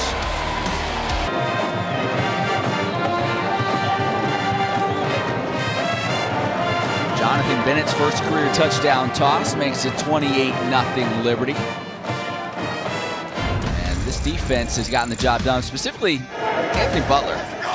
This kid, we talked about the early kind of ill-advised penalty he had in this game. He's made up for it since. The interception in the end zone. He also has the sack, which really helped push UNA out of a possible field goal opportunity. Certainly a makeable one. And then came up with another interception as that one was knocked free. That was Steven Sings getting in there, getting a hand on it. Butler, the recipient. He has had himself a ball game. UNA gonna return it. Some room to run. Picking his way through the defense was Andre Little. And he's tackled just across the 30. You know, Matt, with the game that Butler's having right now, you know, in the coaching world, they call a player usually this guy or that guy. There's guys, yeah, right? And then when they see somebody stand out, start playing the way Butler's playing, then they start referring to him as a dude. Is he turning? He's turning into a dude. Yeah, like this. Yeah. Butler is slowly turning into a dude. They look on the other film like this dude can play. Rhett Files. Let's look at what his afternoons looked like. Again, he did not start this game. Blake Deaver knocked out early on a targeting penalty. It also sent Trayshawn Clark out of the ball game. Pass near side, caught, first down, and more for Cortez Hall. Still fighting, able to get up across the 45. Really nice play by Cortez Hall. Showed speed on the outside, then yards after contact, great strength carrying the football. He's a fine, for this whole receiving core that UNA has is a fine receiving core, and it's good to see him get the ball into their playmakers' hands. Hall now with his 6th reception of the day. He go for 44 yards. He has been their most targeted receiver by far.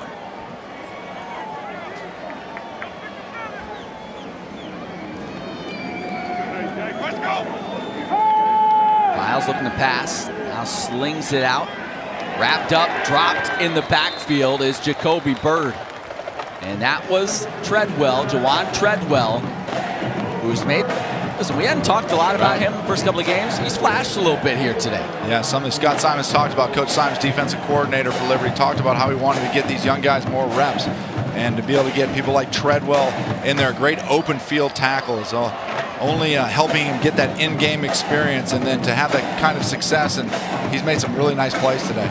Good-looking football player.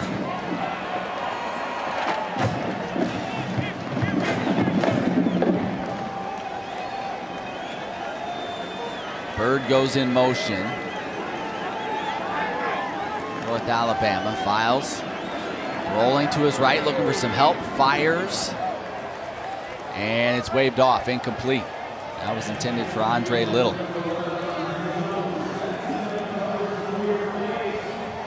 Let's check in once again with Emily. Guys, you know UNA head coach Chris Willis was saying that this was a pretty close quarterback battle between Rhett Files and Blake Deaver. Blake Deaver, as you mentioned earlier in the game, Matt, had COVID-19, so he had to quarantine for 10 days leading into this season. But Files had to quarantine for 14 days, even though he did not test positive. So that was really the difference maker in that decision for Coach Willis. Yeah, and the quarterback position wasn't really what they expected anyway at the start of this season, as that pass completed for a first down. So big completion down the middle of the field, as that was caught by Patrick McCaughan. He's a transfer from Oklahoma State. First time we've called his name. But Reed Herring was a quarterback transfer from ECU. He was supposed to be the guy. He had the job coming out of spring ball, but decided to opt out. And so then it came down to Blake Deaver and Rhett Files. And Rhett Files has done some nice things today. He's had what you sort of expect. First game of the season, some good plays and some bad plays, a little bit of inconsistency. But you look at that last throw. I'll tell you one thing I see about Rhett Files. He likes to throw the dig route. The dig route is the deep in route. The deep in route about 15 yards, and was able to hit McCaughan on that deep in route for a first down. So he has the ability to make some really nice throws and has showed some flashes of really nice quarterback play.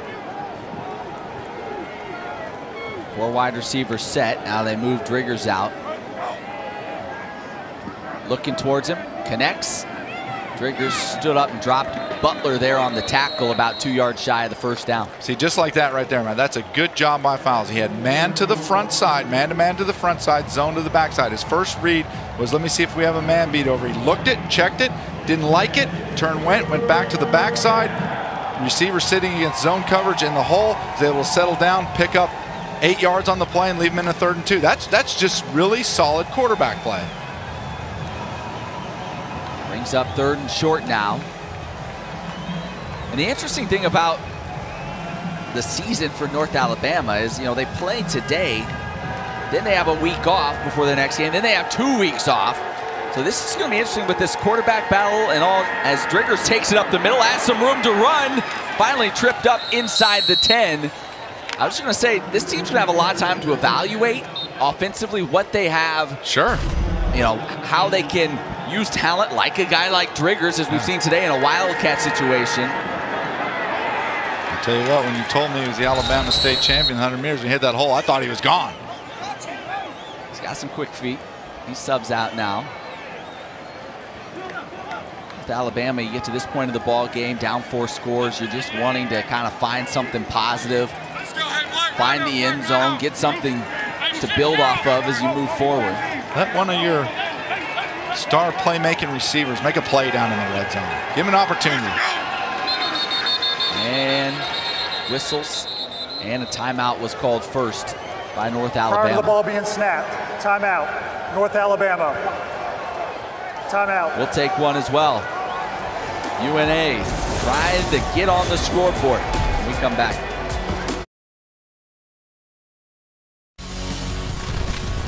This presentation of college football on ESPN is brought to you by the Kirkley Hotel, Liberty Christian Academy, and by Sounds Hearing Care. North Alabama trying to get on the scoreboard here. About 10:02 to go in the 4th quarter.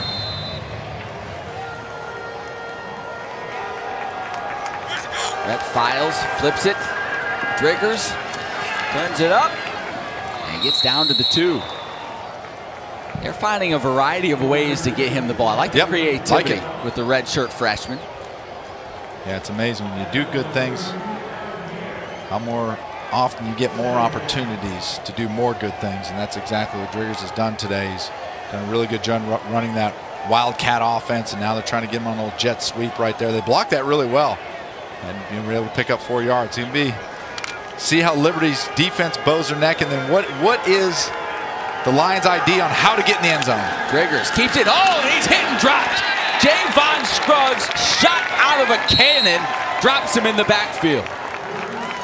Yeah, the general goes straight down the line right there and comes unblocked and just accelerates through the ball carrier, hat across.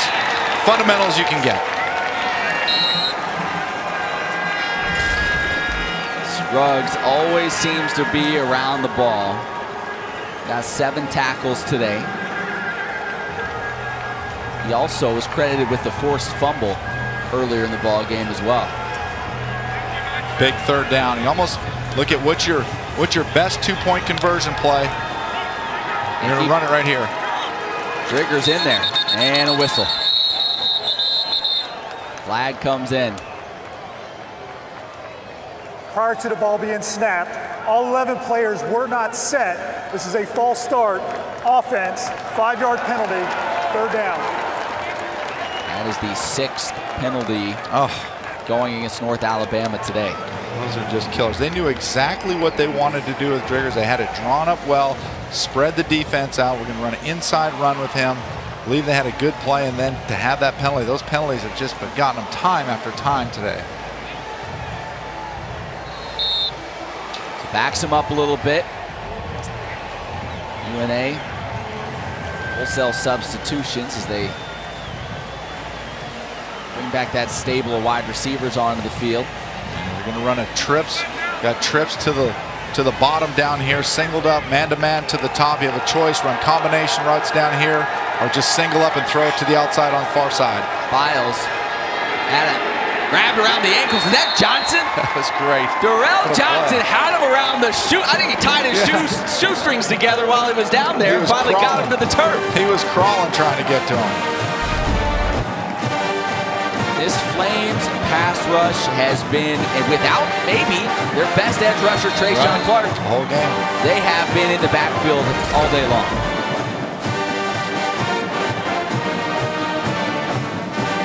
Darrell Johnson continues to do it week after week.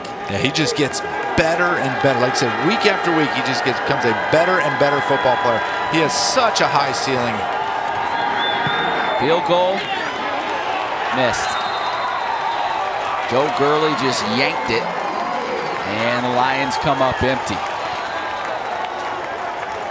Darrell Johnson with 1.5 sacks on the day. He now has 4 on the season, and the Flames remain on top.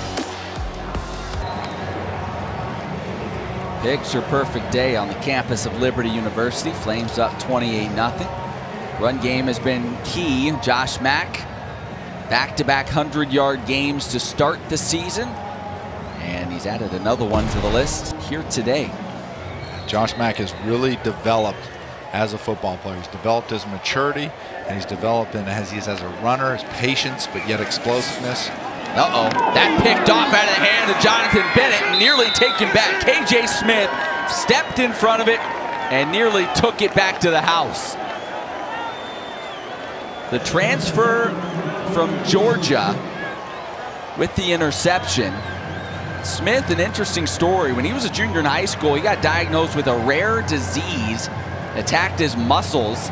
Only like 3,000 kids in the country have this disease. Dermatomyositis, I believe is what it's called. Dr. Warner, he didn't play the second half of his junior year, didn't play his entire senior year, managed to still walk on at Georgia. Was a walk-on there for a couple of seasons before transferring here to North Alabama. A great athlete, an even better story, and picks up the interception there and nearly took it all the way back. What a great story, and what a great play by that young man to step in front of that and pick it off and almost take it back for a touchdown. So after being stopped, Lions offense comes right back onto the field. The run for Ron Thompson before he's hit and dropped. That was Micah Glaze coming down and delivering a blow. Yeah, another really good open field tackle by Liberty defender and Glaze right there. Listen, Micah Glaze, all we know of him is he hits people hard. Yeah. He was on a couple of big hits on kickoff coverage against Western Kentucky. He's not shy about a little contact.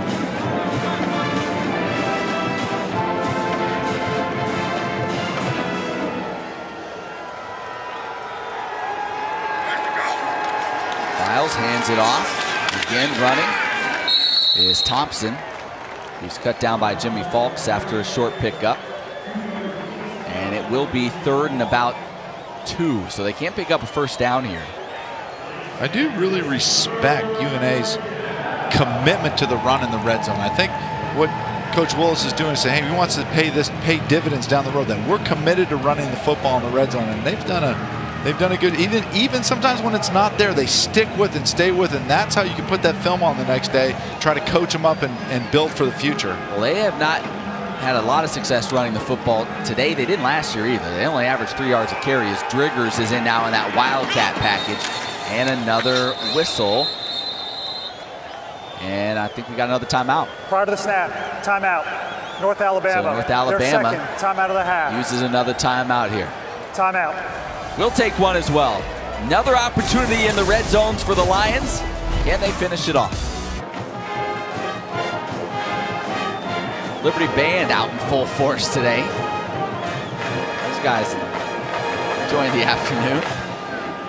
That was that Carlton dance, isn't that what they call it? The guy from Fresh Prince of Bel-Air. You certainly know a lot more. You have a lot more experience, with the dances than I do. Parker Driggers back into the Wildcat. 4 wide receivers set. He's going to keep it. Breaks through the line and he's in. Parker Driggers, the redshirt freshman, finally finds pay dirt in North Alabama. Yeah, good call by Coach right there. What you're trying to do there is go empty, which makes the defense spread out. As you can see, there's no middle backers there because they have to spread out with the receivers, and then you get the crack to the outside.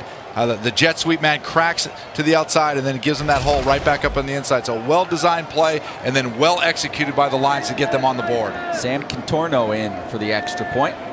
Redshirt freshman out of Tuscaloosa. Puts it up and through. And North Alabama gets on the scoreboard. They have a nice little contingent of fans that made their way here today. Get some purple we can see across the way from us. A nice carry from Driggers, who has had a nice day running the football. He leads them 55 yards on the ground to go along with that touchdown. Yeah, he's a real offensive weapon for them. So they convert after the turnover, which, by the way, was the first turnover Liberty's committed the entire season. So they had gone almost 3 games without committing a turnover. Yeah, that's one that the turnover, Jonathan Bennett will get coached up tomorrow on film. There's in a cover 2, and so in cover 2, the 2 safeties are deep, but the corners got 2 safeties to protect the deep areas of the field, but the corners are more squatted down, so they protect the flat area of the field. And they ran a quick out, a 5-yard out, so he was able to jump in that cover 2 look where he's squatting down, was able to jump right in front of that pass. Rule number 1, never throw a quick out into a cover 2 corner. So at this point, the Flames just trying to run out the last 5:49 of this ball game. Next week, Liberty finishes off this 3-game homestand as they will host Louisiana Monroe.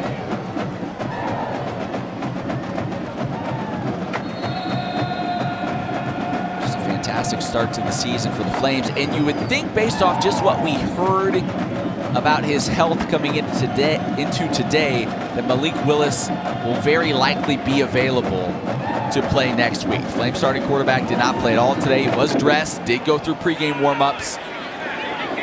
Shedro Lewis with the return, takes it at the 10. And he will fight his way up to about the 29. So we'll see if, as you take a look at Malik right there, this offense obviously very different with him at the quarterback position. We'll see if he's able to go a week from now.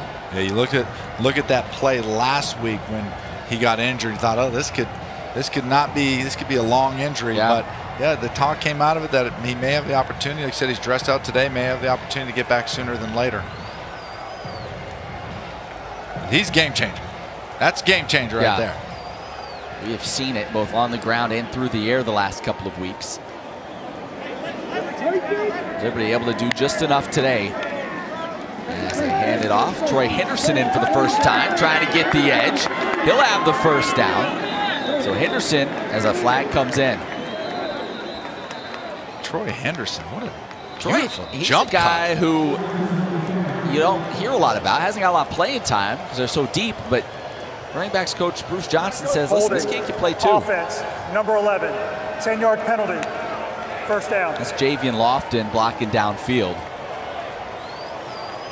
So the Flames have had their own issues with penalties today. They're up to 8 now. And Henderson had a great, there was nothing there. The interior of the line of scrimmage was packed, and Henderson came up and hit it, and he did. I'm not trying to compare him to Barry Sanders or anything. Well, yeah, that might be. But it was the old Barry Sanders jump cut.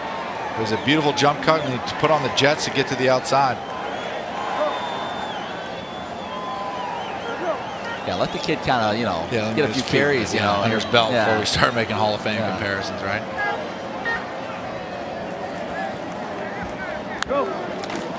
And give it to him again. And he'll get about 5 or 6. If you're wondering about Liberty's opponent next week, Louisiana Monroe, they are winless on this season. And they play later tonight. They're 0-3 right now. Play later tonight against Georgia Southern. Georgia Southern, Liberty's bowl opponent last year. Take it easy. Yeah, you can watch that one on ESPN Plus tonight if you want to get a little scouting report in. Again, Henderson bouncing out, and he'll be close to the first down marker.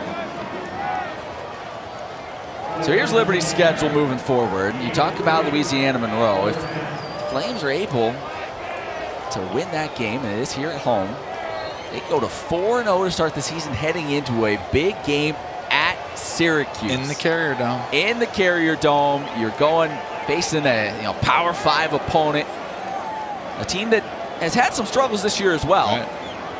And suddenly that game gets real interesting. Yeah, that 4-0 Liberty going into Syracuse, and Malik Willis, if he's healthy. That's the key. Yep, that's the key. They could have a chance in that football game. Look out. Shedro Lewis, some room to run as he gets out across midfield. Yeah, but you really look, Matt, at the meat and potatoes of that schedule is coming up. Southern Miss, right. Syracuse, NC State, Virginia Tech, and then do not sleep on Coastal Carolina. They're good. They're real good. They are really good. And so outside of, I believe, was it Western Carolina was the other game? Yeah. And outside of that game, Liberty is going to find out a lot about their football team over the next few weeks. Well, Hugh Freeze has said this is the toughest schedule he believes Liberty has ever had. Oh, no doubt. Shedro Lewis dropped in the backfield.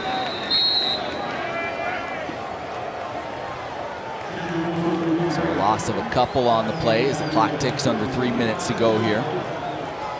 I really like how Liberty uses Ken Austin, offensive coordinator Hugh Freeze, head coach, uses Shedro Lewis. As you said earlier, that they use Josh Mack and Peyton Pickett to sort of chew up a defense, pound on him, and then hit him with Shedro Lewis, who's a scatty, quick back that can hit you for those big gainers downfield. Flames milking every second they can off that clock. Lewis.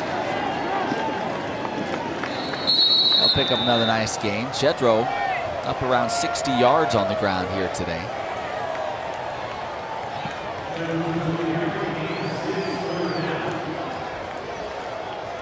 As Troy Henderson checks back in. And you think about today, and there was all the question, would Malik Willis play for the Flames coming in? Would he not? I'm sure Hugh Freeze isn't happy with what he saw from his offense. He would have wanted more. Sure. But at the end result, best case scenario for Liberty. You don't risk Willis getting injured further. Win the football game. You just win the football game. It may have been ugly. Yep. You may have, Ferguson may have had 64 yards passing, but you find a way to win. You keep your quarterback healthy. Troy Henderson steps out of bounds after a pickup of about 4.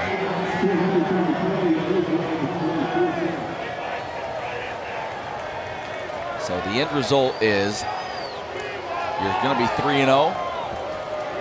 And you're hopeful to have a healthy quarterback a week from now. And like you said, for North Alabama, team that only plays, what, Matt, 3 more games? Yeah. You know, they can get in the film room tomorrow. They can coach them up. They had a lot of, when they look back at this film, they were in this game in the first half and had some missed opportunities that could have made this a different ball game. So this will be a great teaching day tomorrow in the film room for them. And Coach Willis will build on this. Bennett trying to throw for the first down. He connects on the near sideline. That is Javian Lofton.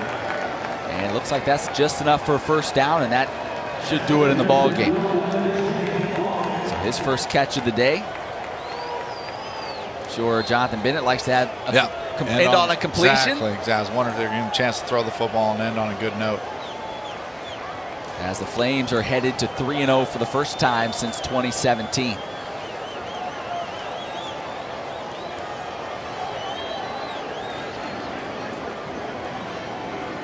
Liberty, 254 rushing yards as of right now. Only 107 through the air, but they found a way to get it done. As Shedra Lewis, got twisted around and finally dropped for a loss. Should be it. As that will do it. Tell you what, this game didn't go like many thought it would. You know, when it was sitting there scoreless throughout much of the first half into the second quarter, like, man, what is this? 7-0 ball game at the half. Flames advantage. A lot to work on, certainly offensively.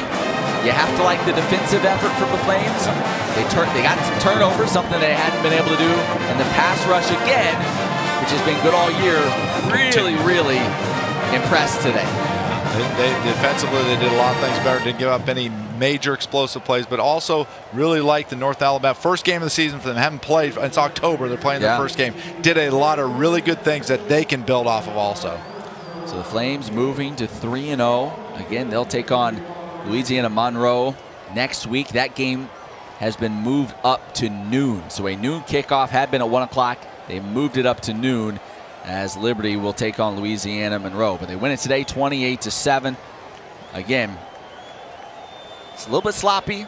The offense never quite got rolling, but there's some things, especially in the run game, that you can continue to build on moving forward. And the question is, will Malik Willis be back at quarterback next week and get that RPO offense that they really want to run? That will be the key and something to watch as we head towards next week's ball game. So for Joe Young, I'm Matt Warner saying so long from Lynchburg, Virginia, where once again the final score is Liberty 28, North Alabama 7. All games airing on the ESPN networks are streaming live and archived on the ESPN app. This has been a presentation of ESPN.